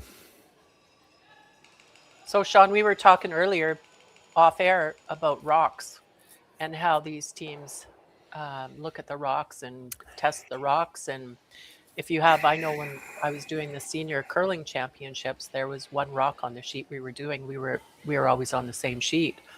there was one shot that was what they called a cutter. Yeah. And there was only, I think, 2 skips in the whole championship that actually chose that rock to be one of their rocks Well, as an advantage. yeah. Well, we didn't used to do that. Again, where you and I are from a past generation. You had one rock that didn't match. You gave it to the lead. These teams don't do that anymore. And again, when we're talking about differences between the two of them, I mean, you might have a rock that a cutter, for instance, on ice that only curls 2 or 3 feet, you might only notice an inch or 2 difference. But when the ice curls as much as this does, and there's as much finish, and they can do as much with the brushes, like you can use that rock as a weapon. And the better teams now, that's become a very important skill to identify. If you got one rock that curls a little bit more, and then you have to decide when you're going to throw it. They won't usually change the player, but you see it, you hear it all the time at the Briar, the Scotties, the top Bonspiels, where the skip will call down, which stone have you got? And that's because they have 2 stones that aren't doing the same thing, and they will use, whether it be the cutter or the straight one, they'll use it in certain situations, and it's an important skill. Now, we were talking about it, wondering if that might be the issue with Corryn Brown, and I don't think it is in this case, because she has had, she's had a couple of them over curl. She also had one under curl. So I think it's just she's struggling a little bit with her takeouts right now. Yeah. And would they talk about that in the 5th end break? Would she be talking to Jim about maybe what's happening with my rock there? Am I doing something different? Would she talk to her team? That's an interesting question. On the face of it, the answer should be yes, but psychologically, in the middle of a game, there are some players where you just can't do that. Right. I remember hearing a story, and heard it at a high performance camp from one of the coaches at one point in time. And I like telling this story here because it was Bert Gretzinger that they were talking about. Oh. And Dave Meloff, who was originally from Saskatchewan, used to play with Mark Dacey, was playing with Bert at the time, and they had a sub playing. And so it comes down to one of those things that you just don't tell a player. And Bert came down to throw a draw, and he says, "What's the weight?" And the sub says, "Well, it's 24 seconds." And Dave just bowed his head. And Dave throws the draw, or Bert throws the draw, and sure enough, he comes up short. And Dave goes over to the sub and says, "You never tell Bert it's anything faster than 23. Never." Oh. And it's just a psychological thing. But I hate to pick on Bert that way, but it's one of those things. There are some players in the middle of a game, just psychologically, you can't. And the coaches, I agree with that, because I've come down to the hack, and our teams, or the teams I've played on, we've always discussed way ahead of game time, like, what is it that you like when you get into the hack? What do you need? Yeah. What do you want? And if I have a time in my head, I've been thinking about it all the way down the ice, and I'm timing hog to hog on every shot pretty much anyways. So I have a pretty good idea what the time is. And if I get into the hack and somebody tells me it's something different, that really messes you up, because now you go, "Oh, is it?" No, like it really messes you. Nice shot. She manages to move all 3 of the rocks in the rings. I feel for Bert on that shot. Well, I just know that some psychological, like Corryn knows she's struggling now, and maybe she's fine talking about it mid-game, but some players would not be. Like, it's just, I need to figure this out. I don't need to be told about it type thing, Right. Unless you ask for it, right? Yeah, I don't know the team, so that they will know. Jim will know whether he's got a team that we could talk about it or not. And I don't know whether it's anything necessarily technical, or maybe she's just not matching the weight to what they called. Like, we don't have the mics on them here, so we can't hear what's gone wrong with those shots. She knows. She knows.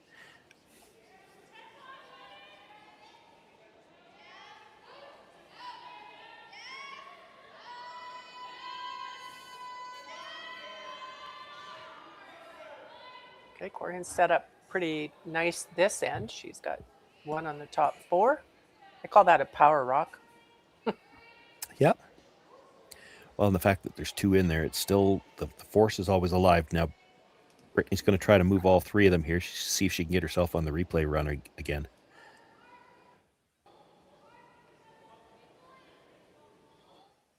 Nothing yet out of the brushers. Oh, that's almost bad luck. Like Yeah, that's bad luck.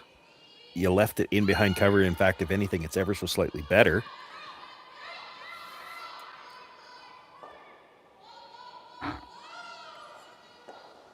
Just want to give a shout out again to our presenting sponsors here. Best Western, Bel Air Direct, Driftwood Brewery, Digital Direct, which is local based, and AMJ Moving. Can't have these events without our sponsors. So thank you to our sponsors. There's got to be a moving pun available for this game too, with both teams coming into undefeated. Somebody's trying to move into first place with this game. That's right. For those just joining us now, this game, both teams are undefeated, and Taylor Reese Hansen is also undefeated, and they haven't played each other. No, this is the first of the head-to-head games between these three that are sitting undefeated. Right. Again, they came in as the pre-tournament favorites, certainly these three teams, and the way it's going so far through 3 and 4 games for everybody, it's looking like they're going to be the 3 playoff teams as well. So whoever can end up in first place, it's a strong position. You've got the bye to the final as well as last rock in that final. Right. Choice of rocks. And, because it's going to come down to the head-to-head between the three of them, there's that little bit of psychological advantage in the fact that you've already beaten the other teams. Watching this, didn't quite get the back one out, but she did get them all moved out of the 4-foot and 8-foot area, which is a great shot again. The 2 off the top of the 4-foot's really important, because right now, as it was sitting, it was looking like a potential steal. There was going to be a hard shot to even score. There's going to be room to score now, depending what gets done with these next couple of stones. Good opportunity here for Corryn Brown to throw a draw. She's had a couple of issues with her hits. This is the kind of shot it can restore some confidence.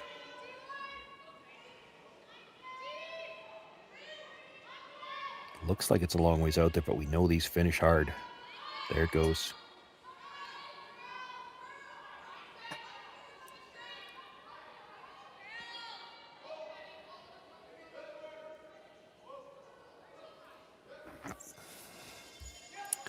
Maybe just a little short on that. Yeah. Block that path that way to the button anyways.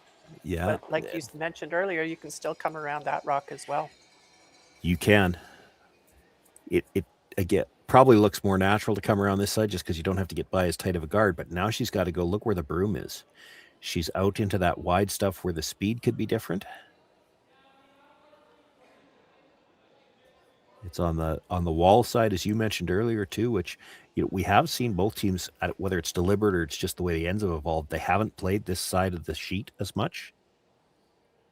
Okay, so after the 5th end, the ice maker does come out there and do a light mop on the ice.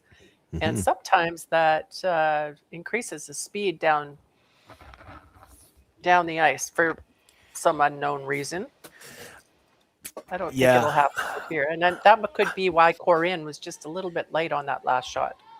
Thinking that. Overthinking, yeah. It happens all the time.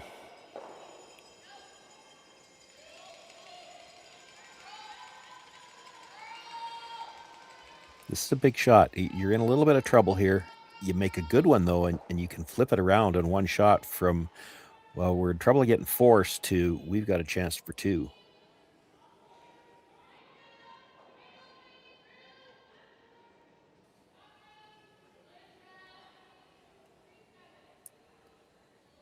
It's going to be deep.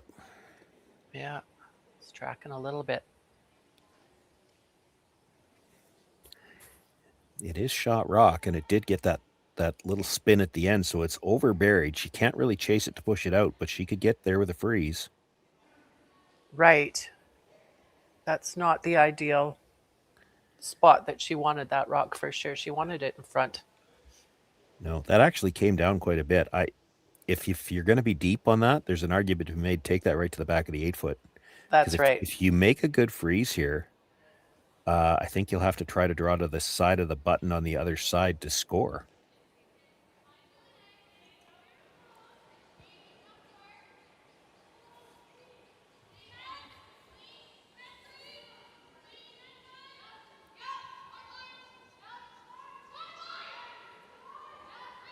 Corryn Brown in her last shot in the 6th end.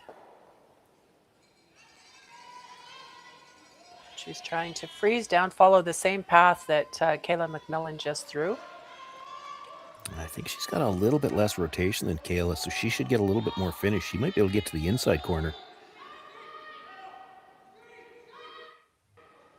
Looks like the weight's pretty good there. Let's bring it up. Is it far enough? We need the overhead. It doesn't give her a choice. She's going to have to play the wide draw on the other side, but it might be for 2. You can see the line, though. Like, there's just a slight difference in the rotation between Corryn's and Kayla's. If she got right down to that, she would have been on the inside corner of it. And then look at where the line she's ended up. She'd have a quarter of her rock in the button. Kayla can't even see the button from where she's throwing. Like, it would have been very tough to catch enough of the rings to even score here. She had outstanding line, just needed a couple of feet more weight.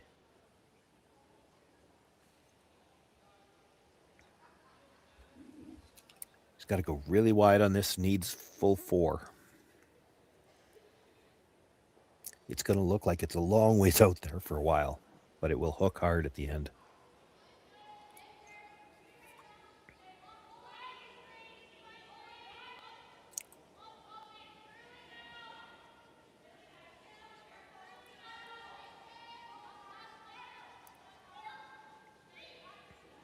Last shot in the 6th end for Kayla MacMillan. Brushers look like they're just waiting for a line call. 2 or for 1.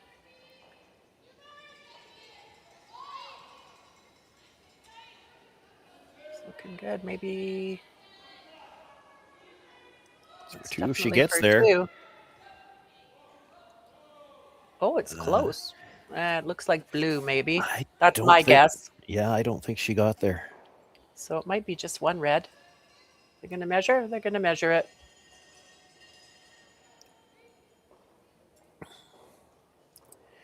It's close. I don't think she got there, but then there's always that, we see this all the time. When you've got a red rock on a red ring and a blue rock on a red ring, you get a bit of an optical illusion. I agree. The blue rock looks bigger, right? Yeah. Yeah. Oh, and it would be the opposite if we were in the 12-foot, just because the rocks match. I've also seen it with yellow and red rocks in some of the bonspiels that we've done over the year, that some of them have the colored rings according to the logo sponsors. So you end up with some yellow rocks and yellow rings, and it distorts your perception a little bit.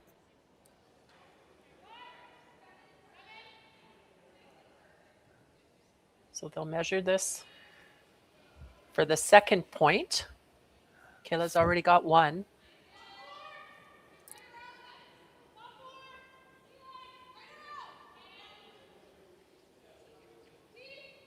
Can't quite see where the dial is on there, but can just barely see it. So it got a little bit more than a quarter of the way around.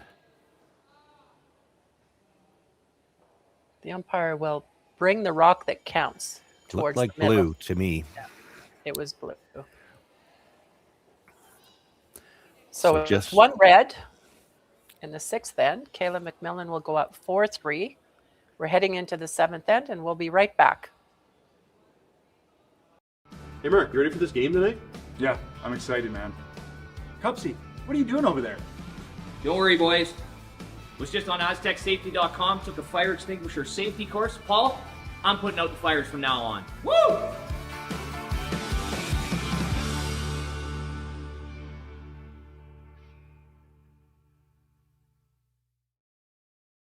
Driftwood Brewery, Esquimalt, crafting world-class beer since 2008. This is where beer is made, with care, intention, and respect for the process. Every batch reflects the place we're from and the standards we hold ourselves to. And this is where it's enjoyed. Our tasting room, offering a rotating lineup of West Coast favorites and seasonal releases, right here in Esquimalt. Paired with Thai-inspired food from Dumpling Drop, we're open 7 days a week. Driftwood Brewery, great beer, confidently made. Cheers.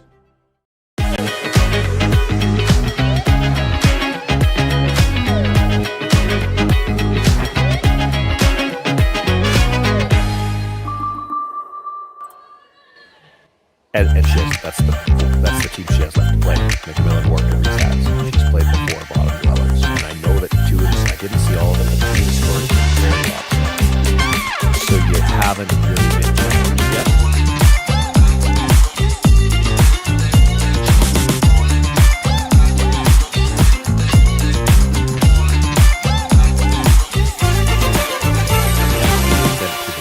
We have that kind of working against us here in Saskatchewan right now. Welcome back and Happy New Year. We are here at Esquimalt, Archie Browning Sports Center in Esquimalt, BC, hosting the BC Men's and Ladies Provincial Curling Championships, sponsored or presented by Best Western. Our game we are featuring is Kayla MacMillan from the Victoria Curling Club playing Corryn Brown from the Kamloops Curling Club. I'm Penny Shantz, and I'm joined by Sean Joyce from Saskatoon. And I just want to assure everybody, it is 4-3 for MacMillan after the sixth end. There we go. It was never 1-0 after the third, so I'm not sure where that scoreboard was coming from, but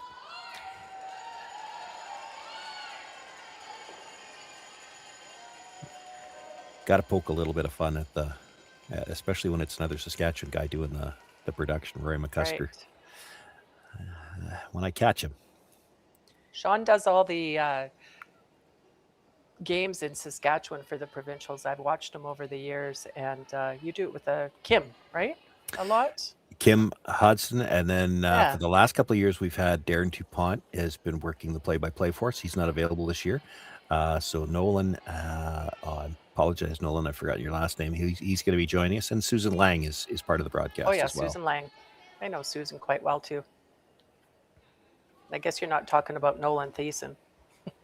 No, it's a radio broadcaster. We actually started bringing in a professional guy to do the play-by-play a couple of years ago. It was getting to the point where if we wanted to get more professional, we needed that. I've done plenty of play-by-play, but I'm certainly not as polished as the guys who do it for a living.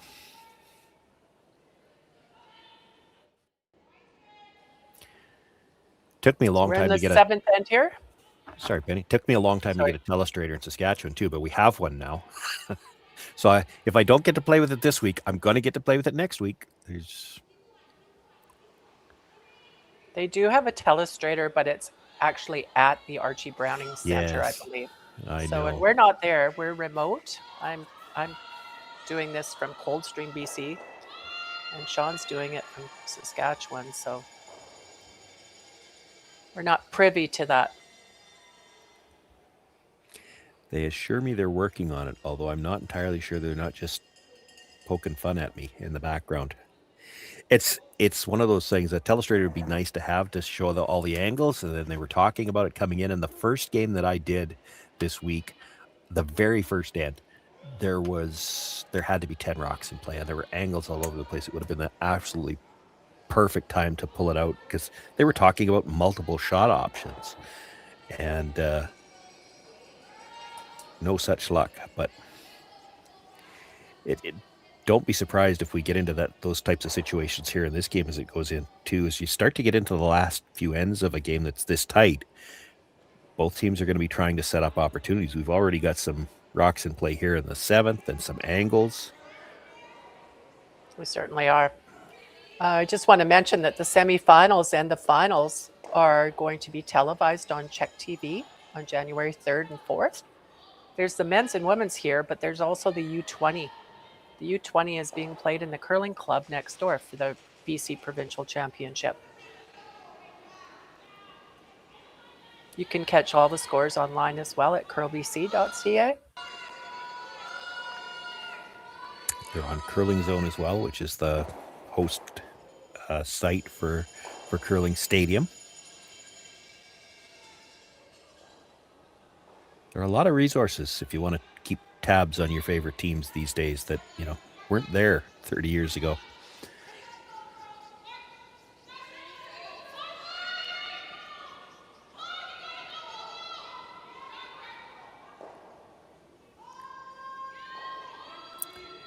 We don't have mics, but that hand signal is pretty universal. This is down weight from what they had in mind.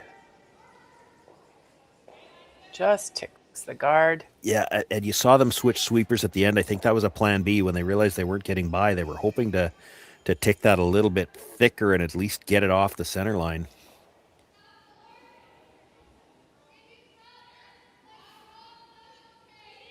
Kayla does not have the hammer here. Yeah. So she would be trying to force Corryn into taking one, I would think.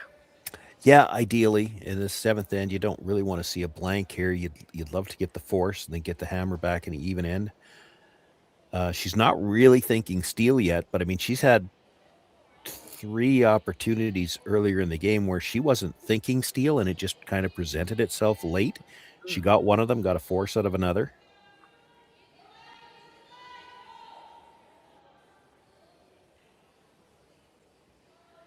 Needs to get to the inside here, and it's not going to.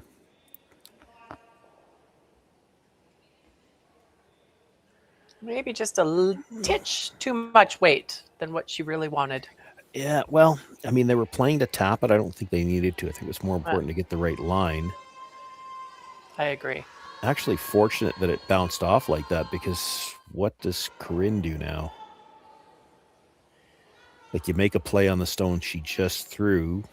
There's a chance you're putting it onto the blue, yeah. They need to create a way to get that middle red out. So she's trying to hit the outside of this red one, catch the second red one, to move the third one. And that's, you can't get that second one out now, but you need to create a way to get it out later. So she'll try and open it up a little bit. Yeah, where does everything else end up off this? Loses her own, loses 2 reds. And her shooter. Mm-hmm.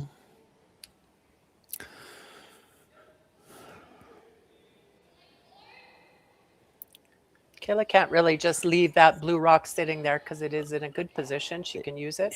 Yeah, Corryn can use it. Can't roll away off of it because she'd put it onto her own. If she rolls under, she's going to leave, a chance to get them all going. Corryn could get back to a blank here pretty quick. And we just talked about how Allison would love to force here. Well, Corryn might really like a blank here. You're 1 down playing 8 with last rock and the even ends. That's not a bad position.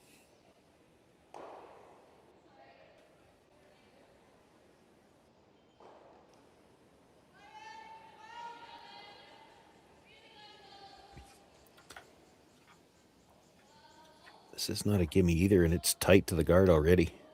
Yeah, they're playing it. Plan B to run it back now. Oh, that really went. Oh, that worked out for them. Maybe. Better than what they anticipated, I think. Yeah, I have to think that's less weight than they were trying to throw. Like, I would imagine they wanted to kill the blue stone. Well, she didn't have enough weight for that.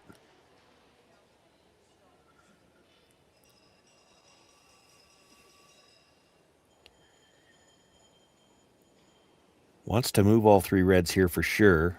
Hard to kill them all. That middle one's going to be a tough one to remove. Could.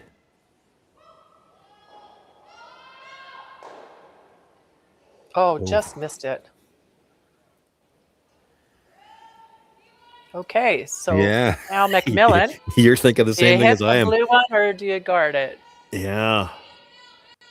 I think you have to guard yet. So we're on, this must be Third's last shot. Yeah. You guard here, they're going to try the run again. But it's MacMillan's rock going down into it now. Yeah, so. yeah.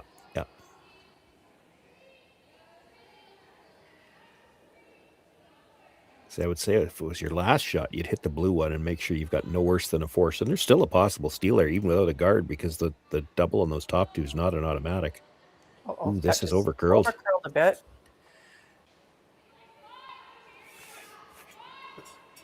There's so much finish right at the end on these rocks. Yeah. Tough to make the double here. You almost want to, just kind of nose hit it and stay directly in front of the other red. In fact, you might have to hit it just a sliver on the broom side to make sure you stay in front of the red. You'd be sitting second and third. Which is great. Yeah. Oh,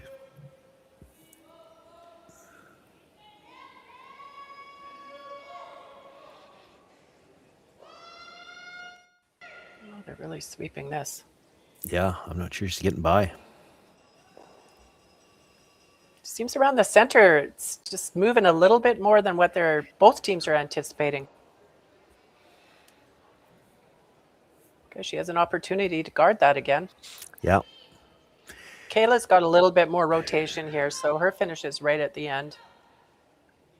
Thinking she's got a little more ice too, I think. Yeah. They will take that little spin at the end. We've seen it a number of times in this game, but hers will hold out there longer, and then they'll use that little spin at the end to get it into place.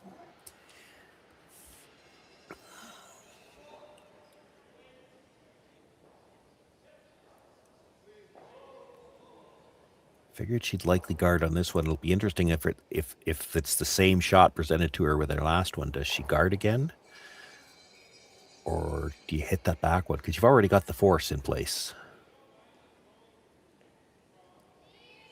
It's not easy to guard an existing rock with as much curl as we have here. And there, yeah, she's sweeping it to hold it out there. Yeah, it looks like lots of line, but you know this is going to spin at the end. Needs to stop. Whoa. Okay. Pretty good shot. Yeah, stop just in time. I mean, the nose hit probably gets them all. But that's never as easy as it sounds either. Like you're just a sliver off the nose. One way you jam it, the other way you don't make contact at all. Corryn's got a big shot here. If you had your telestrator, you could show exactly how that rock was going to come and hit those other two, and right?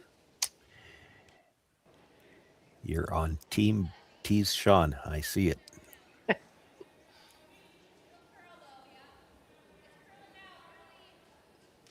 Yeah, there's not a lot of room for error here. Actually, she's got to be right on the beak, a sliver off one way or the other, and this is not going to work out as well as she'd like.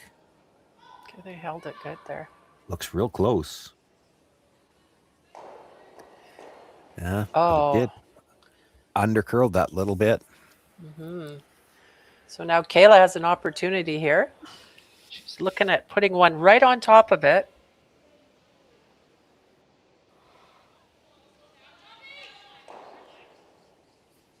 And really put some pressure on Corryn Brown to score one.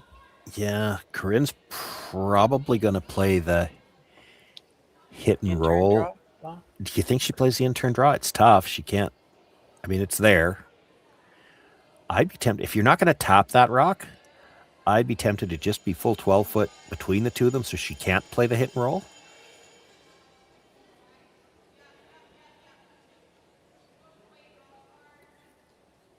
Like by coming right to the face of your own stone, you're not changing her shot. Like she's got two shots right now. She's got the hit and roll on the out-turn side and that in-turn draw, which to me looks really tough. You'd actually have to be close to the corner guard to hold the line, I think.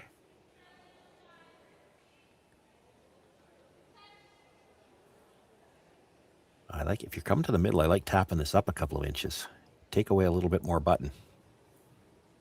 last shot, the 7th end for Kayla MacMillan. Looking to lie, I think 4. Yeah. And 3 really of them in the put 4 foot. Pressure on Corryn, yeah. Line's looking nice. This will hook at the end.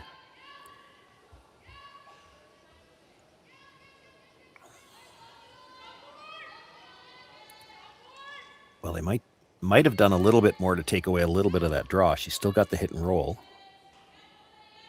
So what kind of weight do you play on this? Do you play like a full hit, or do you play a, let's be careful? Yeah, once upon a time, this would have been thrower's choice. You throw whatever you're confident in. But these days with, again, going back to the equipment and the brushing and what they've learned to do with it, the quieter you can throw these rocks, the more you can do with the brushers. So you'd probably throw this as maybe a bumper. Nice control. Yeah, something that the brushers can control. We used to call that house weight, house hit.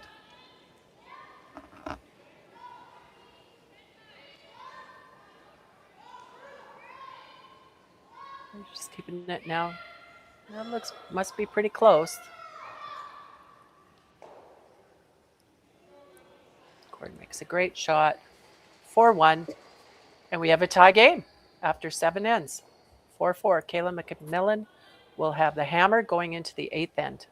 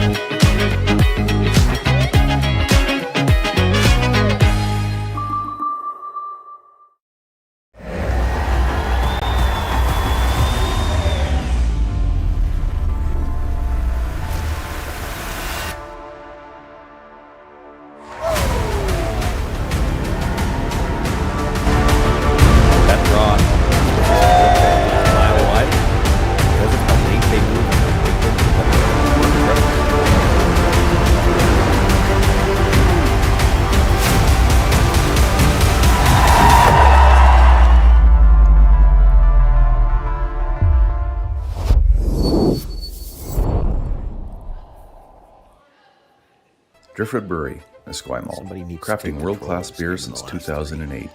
Yeah, there's been a This is couple where of- beer is made with care, intention, not and respect sharp. for the process. Yeah, well, I Every batch haven't seen reflects the one place where I we're say from this is the and the team that's standards going we to hold win. ourselves Two to. of the undefeated. This is and where if it's you look at the enjoyed. scoreboard, Our recent tasting has room, trouble with offering a Phil's rotating bell. lineup of West Like, Coast they're tied, favorites and and she's seasonal got the releases, hammer, but- right here in Esquimalt. Like at this point Paired in time, with you'd like to Thai-inspired see food somebody from Dumpling taking Drop, we're control. open 7 days a week. Driftwood Brewery, And this is great more been beer, a game confidently of made. he misses than Cheers. Welcome back to the BC Men's and Ladies Provincial Curling Championships, presented by Best Western. I'm Penny Shantz. I'm joined by Sean Joyce, and we are in the 8th end of a tight game. It's 4-4. Kayla MacMillan from the Victoria Curling Club versus Corryn Brown from the Kamloops Curling Club. Two of the top teams in the field, and they're playing for their first win, or first loss, I should say. Yeah, true. Well, playing to try to hand their opposition their first loss. Yeah, this is a key matchup. I mean, this has got. If you were looking at the event before it started, you would have still looked at this one and say, well, this one could have playoff implications, but it's played out that way. Like, you've got 3 teams coming into this draw that are undefeated, and it would have been the top 3 seeds coming in, and they're playing each other, as you said, one this morning, one tonight, and one tomorrow morning. So in the next 4 draws, there's going to be a lot of jockeying for position. This is the first of the big 3 games between the 3 teams that are undefeated. And right now, we were talking about a bit during the break, what we haven't seen yet is we haven't seen either one of these teams just grab this game. And that's what I'm looking for in the last 3. You'd like to see somebody just firmly grasp this game. Psychologically, that could be huge going to the playoffs too. Right. And you'd mentioned you looked at the scoreboard across, and Taylor Reese Hansen right now is playing Kelsey Powell. That's from my local club, and they're in a tight game there. Yep. You mentioned they were tied playing the 8th end. Tied playing the 8th. Reese Hansen has last rock, but you expect that. There was one blowout this draw. Mara Harris 13-1 win over Kayla Wilson, but all of the other games tied into the 8th end. And you can check out all the scores online at Curl BC. They have all the live scores if you want to check yourself. And I believe there's some other games out here too that you can watch on YouTube, Curl BC, if you look on it. You expect these games to get tight as you get farther on in the competition, because these are all good teams. And so you just expect the play to get tighter as you go along, and all the teams know the ice. They've got a good read on it now. That one blowout score, it was just a case of a big end early, and then, as the opposition, I give them credit. You're playing with rocks in play, trying to get back in the game, and sometimes it doesn't work. That's right. Yeah, sometimes the scoreboard isn't indicative of really what was going on out there, right? It was just one bad end. That one bad end, and then you got to ignore a lot of rocks and try to get back into the game. And like I said, I give credit, because I've seen the other side of that, where you give up that big end and then, let's just try to stay close. Well, losing a close game still counts the same as losing a lopsided game. Like, try to get yourself back in it. Right. Sean, do you have an update on the score between on the A qualifier on the men's side? De Jong and Montgomery? At the break, it was Montgomery up 4-3. De Jong had last rock. He managed to get his deuce in 6, and they blanked 7. So De Jong with a 5-4 lead. Montgomery with last rock in the 8th there. So that's a close game too. The men's and ladies do play different formats. The ladies play an 8-team round robin with 3 teams going into the playoffs. The men play a triple knockout with 4 qualifiers, 1 out of A, 1 out of B, and 2 out of C. And 4 of them play off for the finals. The finals are on Czech TV, January 3rd and 4th.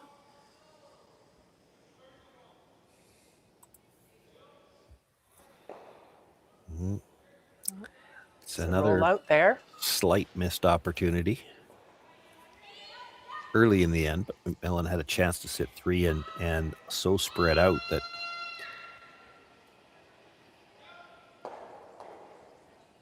would have been a problem for Brown to try to get back to a force situation. She's hitting this rock in the back of the 8. I'm not sure I'm in favor of this either. I guess her thought process is probably she doesn't have the hammer here. Yeah, but she's talking about hitting and rolling behind the guard. Well, if you make that, they're going to freeze to it because it's so far back. See, that's almost better, because if she hits that, then you have a chance to get the double. And then you can And she's grouping the rocks together. Yeah, that's what I mean. She's grouped the rocks by rolling that way. I like that call too. It's an interesting situation. Corryn Brown, this has been my view on it in a lot of these situations. You're playing the 8th end here in a tie game. Corryn Brown actually might like a blank here. She's the team without last rock, but if you blank here and force in 9, you've got last rock coming home. Or if you steal in 9, you've got momentum coming home. What you don't want to do is give up 2 here, because you don't have a lot of time to get that back now. I like the double here. Well, she's in a pretty good position right now with the double. Yep. Sit there. Now you've got to get the other team to cooperate, because here's the thing. After this shot is made, even if she makes the double, so we're down to thirds last stone, 3 rocks, 2 with a center guard. Traditionally, if you're going to play around a center guard with last rock, that's when you want to do it. So if Kayla MacMillan wants to try to score her 2, she could come around right now.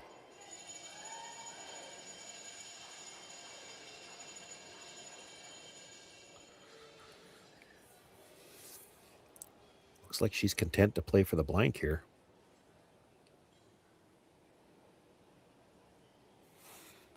If she's forced to one, do you like that? She takes one. She's, as long as she doesn't give up a steal. She does not want Corryn Brown to steal.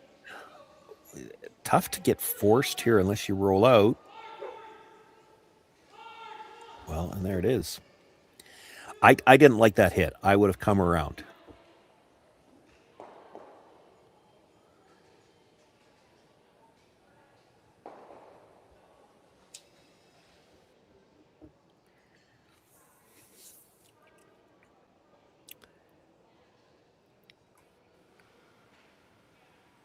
Corryn Brown's first rock in the 8th end of a 10-end game. They play 10 ends. At least. At least. I looked at their times last end. They were both around 11 minutes, I think. So yeah, they've been playing at a pretty good pace. Time shouldn't be an issue. Mind you, it's, again, as we stay tight here, it's hard to say how many rocks we're going to see in play in 9 and 10. Corryn's trying to come around the center guard. Put some pressure on Kayla MacMillan.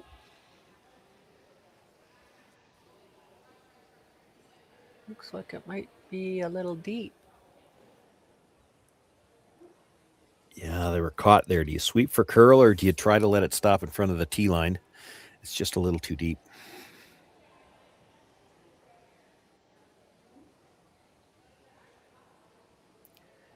Kayla's going to chase it and just try and sit right on top of it. Shot rock. Yeah, you make the corner freeze here, and you should have some kind of shot for two.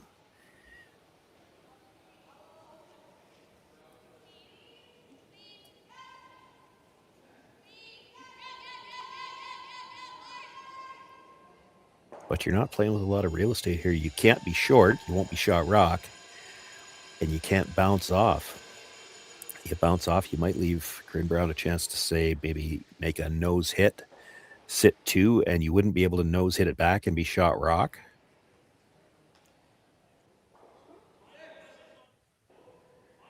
Let's not talk about that. Let's talk about the good shot. But what I mean is, like, these aren't just area plays. Like, you're playing this to a spot. It's got to be right on the corner. It's got to be perfect, yeah. Yeah, these aren't, just throw it in there and get shot somewhere. No, you need to put this in a really good spot. And it's not all on the thrower. Like, this is a lot of pressure on the brushers too. They're trying to sweep this to a spot, not an area. Looks like she needs that spin that she's been getting at the end. Yeah. Not quite going to get it done. She's left room for Corryn to get to the nose of that.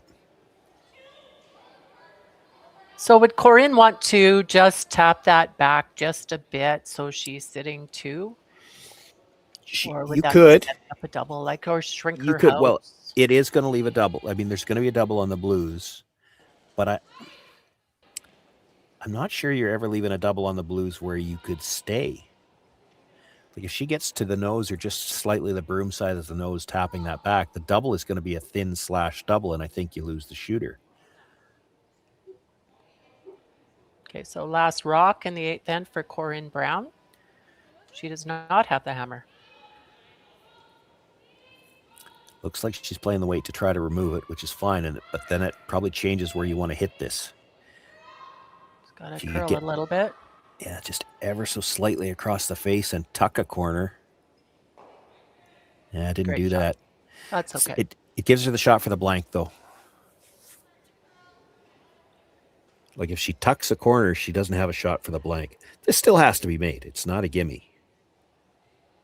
Could you ever get unlucky, Penny? That red that's out of the rings. If you went into the side of that, would you still be in the rings?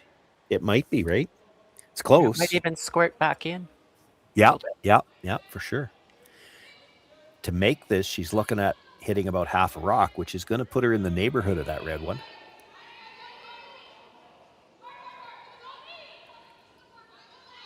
She can't score without hitting the second rock, so she's got to play the double.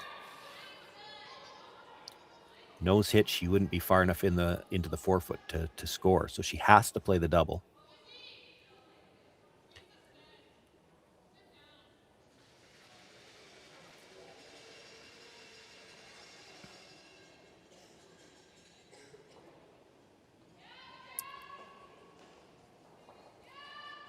Last shot, the 8th end. Kayla MacMillan looking to double out 2 blue, and she did not. So it will be a steal by Corryn Brown in the 8th end, going up 5-4. And we'll be back with the 9th end play.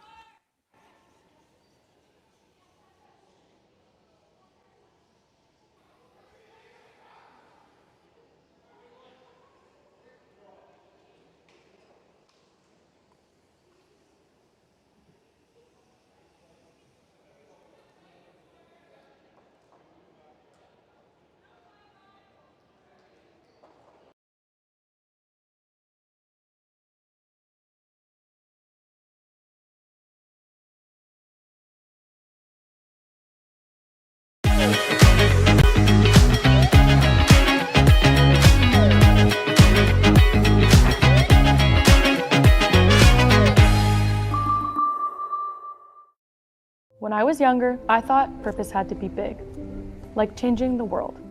But then there's the little things, like fueling someone's car before an early shift, or helping someone find the perfect bottle to toast a special occasion, making sure the shelves are full so a family can cook dinner, so those kids can have their favorite treats, like giving back, like making everyone's day just a bit better.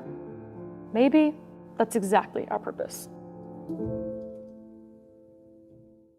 Developed over a decade in collaboration with the finest ice makers this side of the Atlantic, the Pebblehead PB5 is nothing short of a triumph of sophistication and craftsmanship.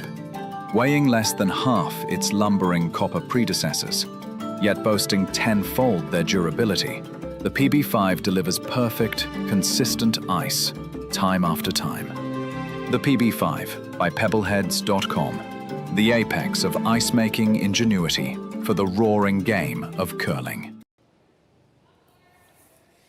Welcome back to the BC Men's and Women's Provincial Curling Championships presented by Best Western. We have a great game going here on New Year's Day, I guess it is. Team MacMillan from the Victoria Curling Club is playing Team Brown from the Kamloops Curling Club, two of the top teams in Canada.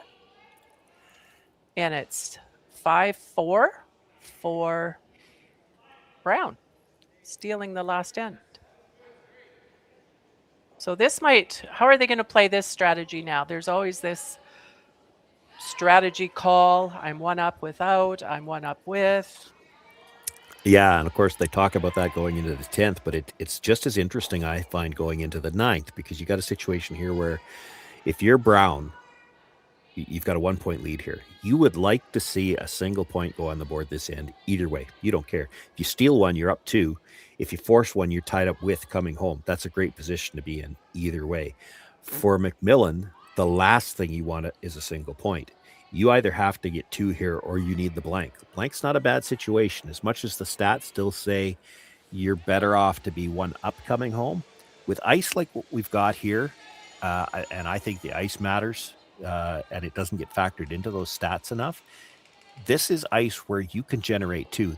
As much as we've only got 2 deuces on the board, there have been plenty of opportunities to generate deuces. The issue has been more to do with critically timed missed shots. Even last end, she had the deuce set up early and a rollout, 2 rollouts, and then now it's back to a force. You don't mind going... I don't think you don't mind going 1 down with coming home, but she can't see a single point, and you have to make a decision. Are we playing for 2 here, or are we playing for the blank? Because if you don't make a firm decision, that's usually when you get caught in the middle and somebody scores 1, and that's advantage Brown. It's a drastically different end playing for 2 versus playing for the blank. She can't really make a decision until after this stone. You got to see where the angles are after the 5th stone.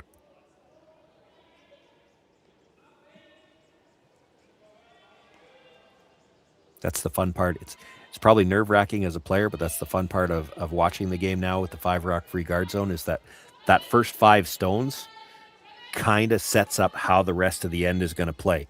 And you can see her already thinking the wheels are turning. Okay, how are we going to play this now? And she's trying to move things around and leave her red stone at the back. So she's thinking of trying to set up a way to score 2. with the angles the way they are. Sean, I've been asked how many timeouts these teams are allowed. They are allowed 1 timeout each. That's right. Yeah. And but they also are able to talk to their coaches behind the scenes, and you'll see that quite a bit out there if you look closely.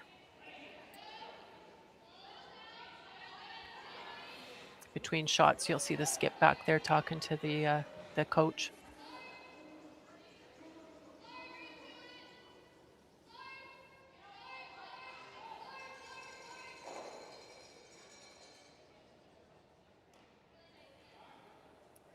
We do have some rocks in play, so somebody is going to be scoring this end. Oh, it's too early to say that for sure. You think so? I think so, yeah. Okay. But, it's if we're going to get to a blank, it's going to have to be MacMillan that goes that direction, I think. Again, Corryn Brown is going to try to force a single here. She's not going to be the first one to throw hits. You got to be careful with this one. She's trying to come to the pocket. The angle at the front's not bad for her right now because when they played the tap, the blue spills in such a way that you can't kill both of them right now. You don't want to get to the inside of that red and change that angle. Freeze, it's okay, but if you move it and change the angle where she could hit the red and kill both blues, that would be kind of switch the advantage to MacMillan again.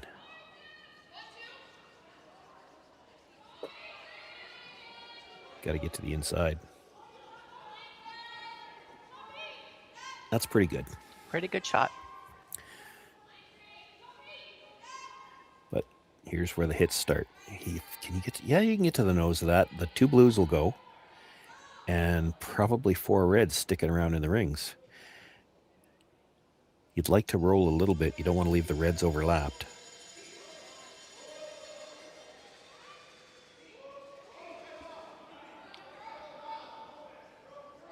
Big weight. She's looking to roll a lot.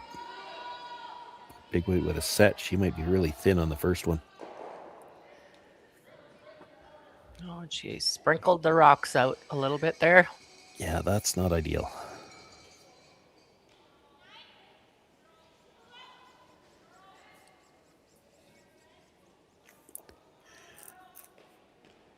Okay, Corryn's going to take advantage of that. Missed opportunity there.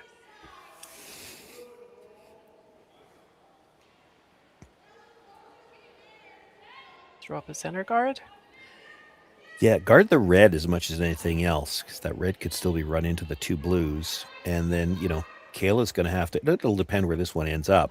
She'll have to make a decision. Are we trying to run this into the red, into the blues, or do we try to double peel the guards? Which, again, it's going to depend on what kind of angles they leave up front.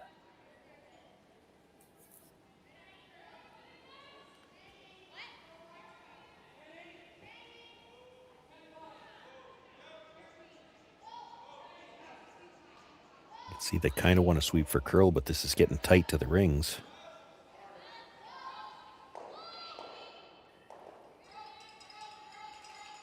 Well, she's thinking about the triple. Straight back on the center guard. Kayla at this point is trying to clear it up so she'll have a shot to the 4-foot with her last one. Well, you make this triple, you're sitting 2. Yeah. But, you're going to leave the center guard up. And if you hit this just slightly off, this is kind of an all or nothing shot. And they're on it early, trying to hold it. She might have been just a bit tight there.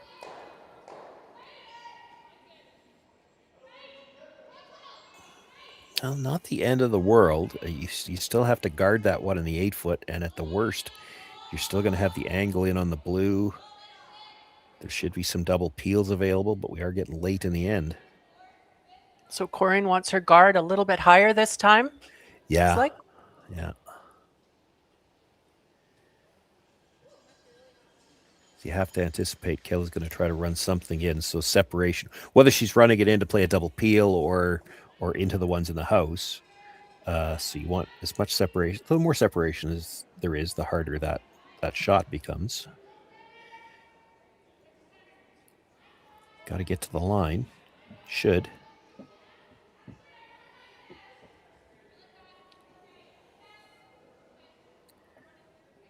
It's borderline did it over curl enough you could play the port? Can't get the It's double, pretty but tight. It probably looks really big from the hack at the other end. you're That not hole. getting the double anyway. You're only getting the one in the 8 foot. You could hit the wider guard, come off the back end of the one that was just thrown, and try to get into the rings somehow.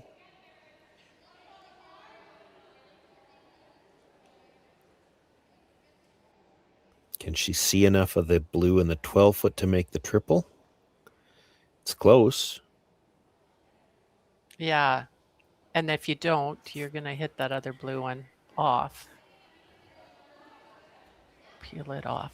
It would go on to the red. Yeah, You might get that's- something out of that too. Looks like that's what they're playing.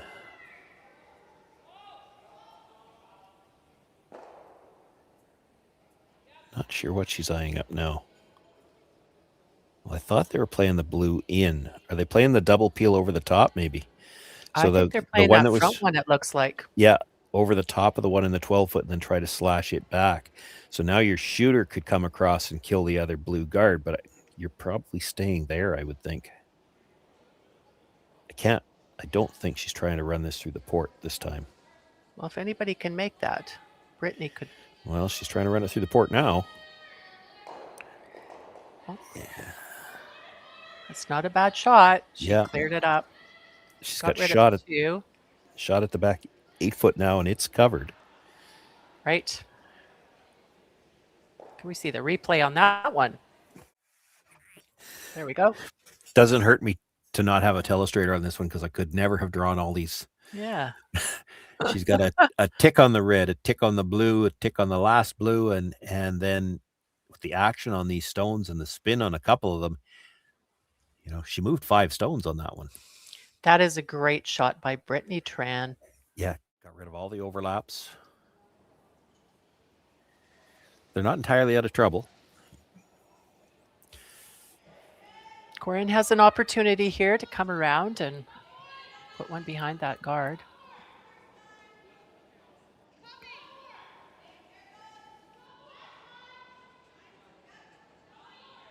She wants to try and force Kayla to take her 1 point here, ideally.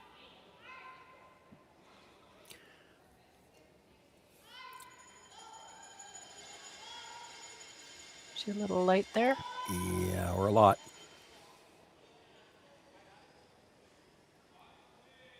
Maybe fortunate that she didn't rub her own because at least she's got a draw path. Kayla's going to try to get there first. Do you think that's just coming through that center area? It's maybe Could be. tightened up a little bit. Getting flat, getting a little fudgy. Pick the figure of speech you like, but the pebble starts to wear down a little bit. And of course, so much of the play goes to the middle. Yeah, that's a possibility.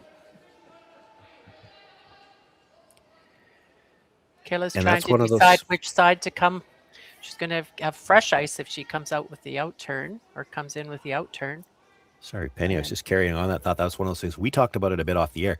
In the 4 games that Corryn has had, she's had a couple of blowouts. So they maybe haven't seen the 9th end as many times as they'd Okay. like to, and maybe just didn't know what the speed might be doing down the middle. That's a good point.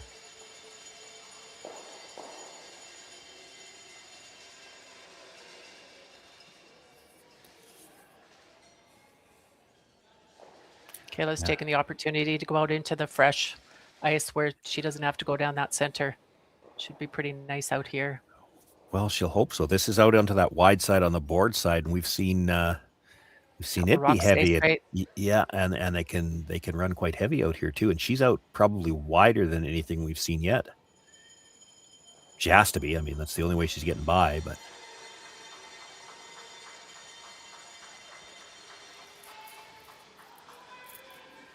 she's got a lot of rotation. That will help it carry.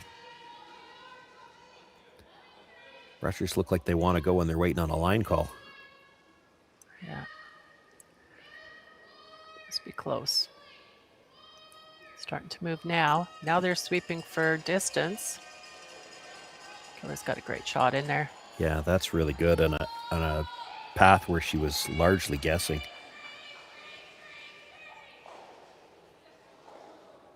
That's a great spot. All Corryn can try to do is freeze the corner of it. She won't Try be and shot shrink rock. her house a little bit. Yeah, exactly. Okay, well, she just threw it down this spot, so she should have a good grasp on the weight now.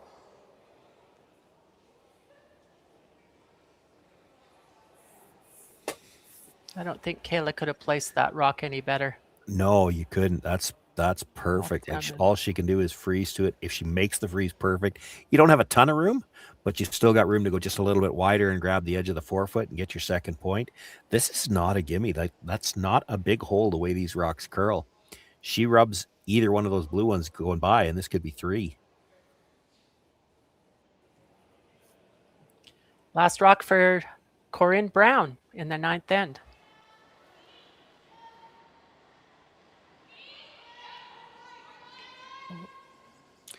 They were just cleaning early still.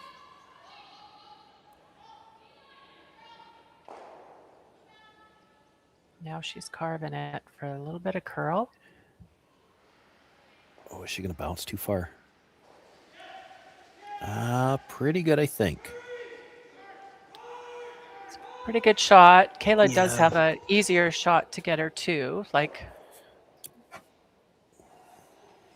than she would have if that rock was still sitting there. Yeah, she can actually come to it's the same shot she just threw. She can come to the face of her own and have 2. Whereas, if she doesn't move it, she has to actually come by her own stone, which would have meant she'd had to go a little bit wider. It's the exact same shot, basically. She's still not thrown to a large piece of real estate here, though. No, she's not. It's not an easy shot. Last shot in the 9th end for Kayla MacMillan. The draw for 2.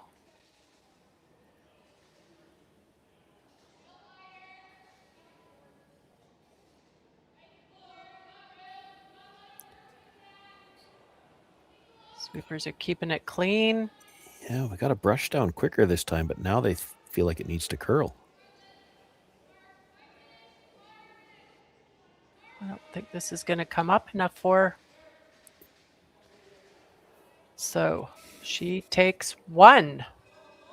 So we have a tie game going into the 10th end of our game. We'll see you in a minute.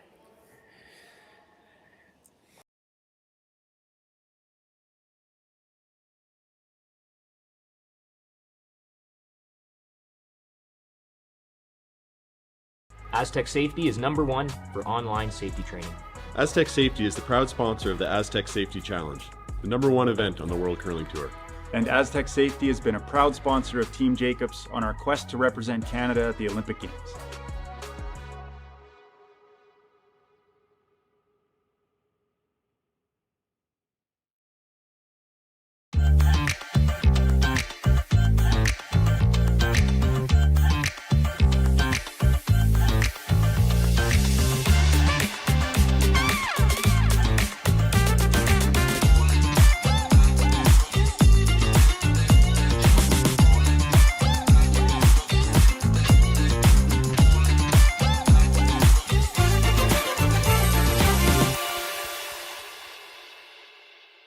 Can't rub the guard. Two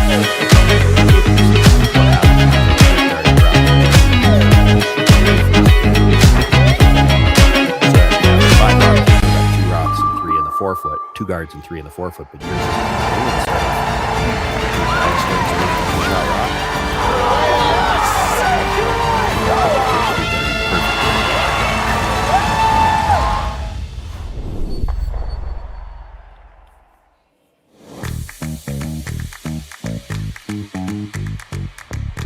Got 1 guard.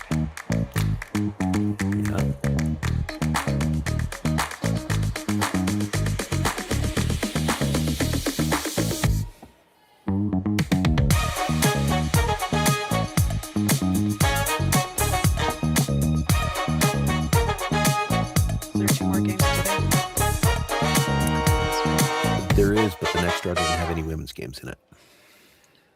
Welcome back to the 10th end of the BC Men's and Ladies Provincial Curling Championships presented by Best Western.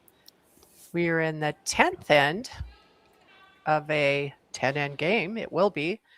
We have a tie score. They're tied. MacMillan is got the hammer coming home. And Corryn Brown has put up her center guard with her lead's first rock. Oh, That's should the other. say the opposite. Yes, Sorry. the other way around. Yep. I was looking at where the hammer was on the scoreboard and I got confused there. So They came a lot tighter than they would have liked to and overcurled with that second guard. So there's some angle there. Corryn Brown here is just going to want to open up the center line as soon as she can. Now, she can't early, so she's trying to throw 2 to the top of the forefoot behind cover. And then while Kayla MacMillan is trying to deal with those, she'll peel the guards. Probably peel them one at a time. Even though there's angle there for the double, that would come back into the middle. And Corryn's got 2 great shots there. she's sitting pretty good in the middle right now. Probably have to, if you're the MacMillan team, try to move that a little bit. Like, you'd like to get right to the face. You don't want to roll your shooter off at all, but you'd like to move one of them behind the tee line if you could too. Sean, you were talking about how important those first 4 rocks of the end are in a tough game like this. Well, and every end, like every end that we've watched, it's a case of the first 5 script out how the rest of the end is going to go. It's all about getting those angles in position. And this even is going to roll off, and that's going to allow the chance to just straight peel the guards. She could play the double peel even. Thinking about just peeling the tight one. It's probably the bigger threat, but they're going to go after the higher one. You could even make a case, it's probably more risk than you'd want to take. You could probably hit this one right on the nose and get all 3 reds. You could leave just the one guard. But easier to just play single peels. And Sarah's done that. Yeah, MacMillan still has 2 rocks in the middle she has to deal with. So while she's dealing with those ones in the middle, you've got plenty of time to peel the guards.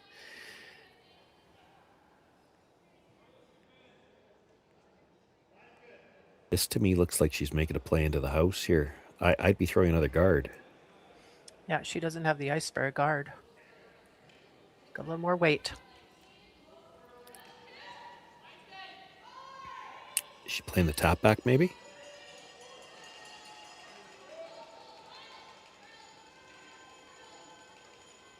She's on the front guard. Yeah, I don't know what they were playing, but now she's got nothing on the center line front. That's... Yeah, it gets simpler now for Corryn Brown. In fact, you might even get a bonus here and kill one of those 2 reds off the side with this. Sarah, the second on Team Brown, throwing her last rock.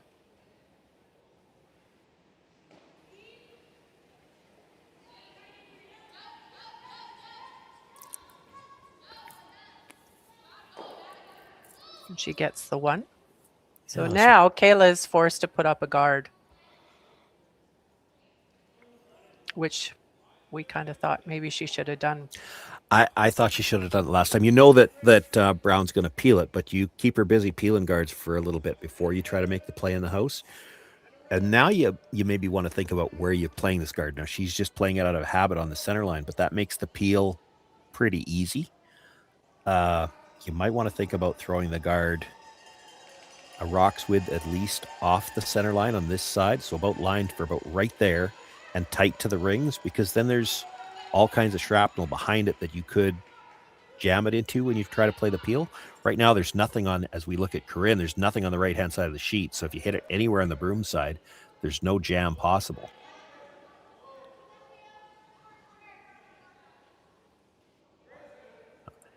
I did think on the last one, when as soon as Sarah had a piece, I thought they'd brush that one a little bit harder and try to take out one of those reds on the side. Right. Because those are all just rocks that something could get jammed in off of later.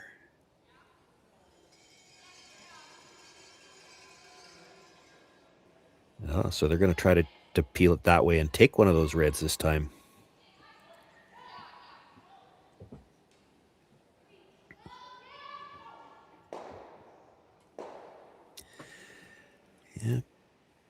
Got one of them. I'm not sure that made it any better for you. There was potential for that to go bad. It was trying to go bad. Yeah, It was they, coming back in. they did nudge that one ever so slightly more into the forefoot, but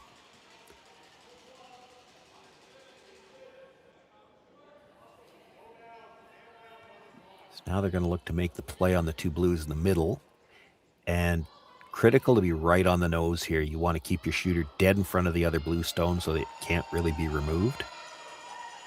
You'd like to keep the back one in the back of the house, but more important to keep your own in a good position. And that rolled off too.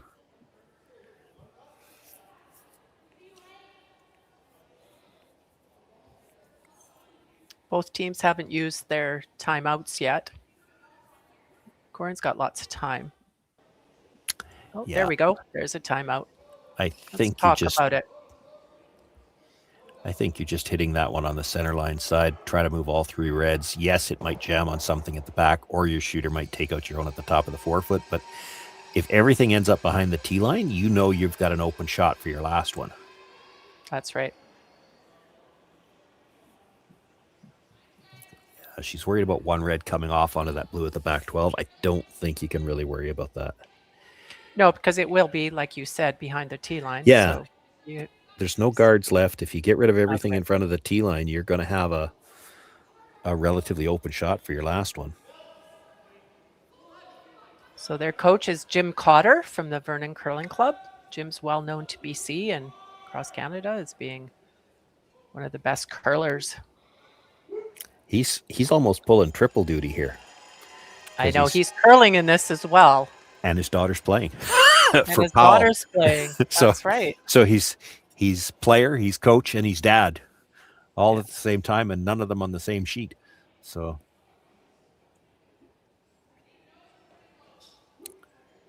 I could ask him which one makes him more nervous, but I'm pretty sure I already know the answer. It's probably going to be watching the daughter. Yeah. I asked him, "Are you coaching her too?" He goes, "Oh, I can't coach them too. Like I committed to Corryn Brown and."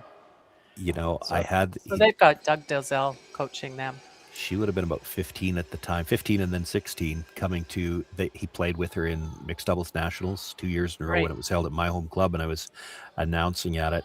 She's 15 and 16, and she had, each year had one of the, would have been a highlight shot, like it would have made the replays, because one of them, it was just, she just threw what dad told her to throw. I don't even know if she knew how hard the shot was and just made it.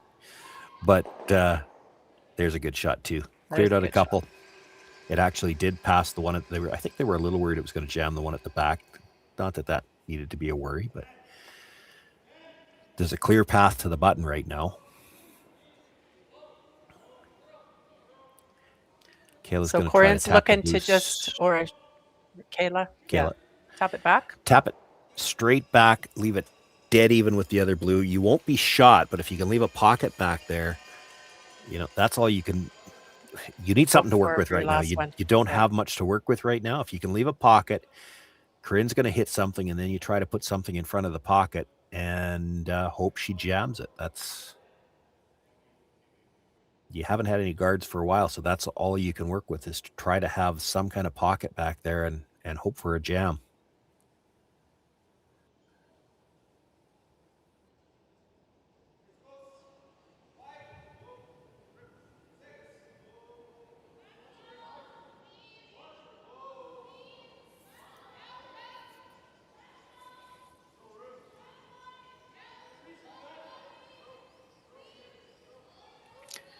This looks like it's going to be a little bit. Yeah, it's going to be a little strong to leave a pocket.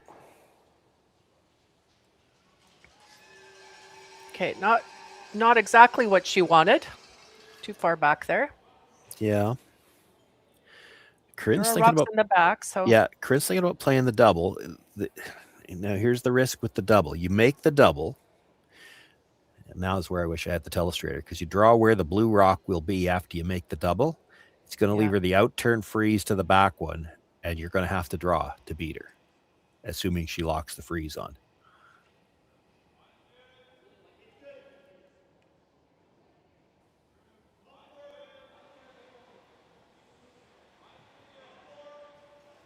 Corryn does have last rock here.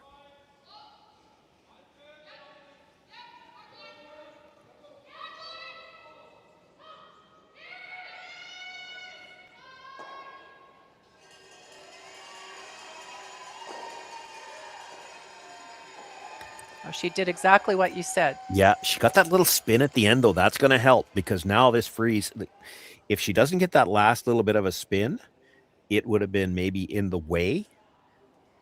If you're only frozen on half the stone here, Corryn will be able to hit it. Right.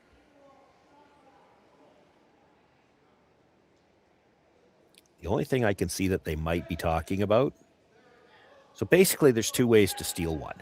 Either you have to get something buried, or in this case, frozen, or you make her look at 2 where she can't hit anything on the nose. Well, you could make her look at 2 here. There's a double there on the blues. Both rocks would be in the 8. She can't hit either one of them on the nose and be shot rock, so at least you force her to draw.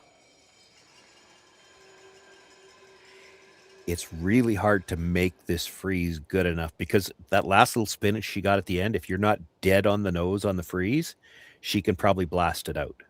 Okay, These what rocks if you are very just came lively. around that blue rock at the top for just halfway? Show her half a rock right there. Try to tempt What her to about pick that? it. Yeah, that's an option. She's actually looking to hit the back one and roll partly behind. I mean, it's there. This looks really tough.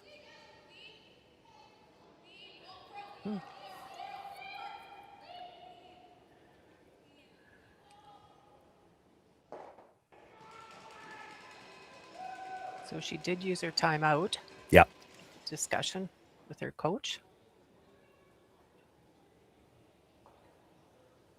And I think she's doesn't have a whole lot of time here, but she's probably okay.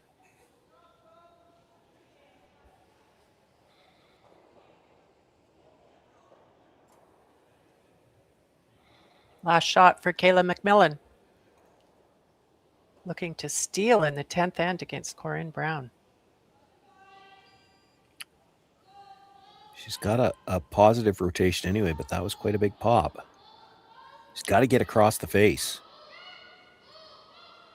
They're not sweeping it for the curl yet, so It's must trying. be close. Rolled too far. It I did. didn't like that call. Okay, so Corryn Brown does not have to throw her last rock. She will win this game 6-5 against Kayla MacMillan after 10 ends. That's it for our draw. There is 2 more draws today. The ladies do not play in the afternoon, but they'll be back at it tonight. And enjoy your New Year's Day. Thanks, Sean. I will say, Penny, with Corryn being 5-0 now, and considering who she's already played, I think she has clinched a spot in the playoffs. But it's yet to be determined which spot she'll have. Right.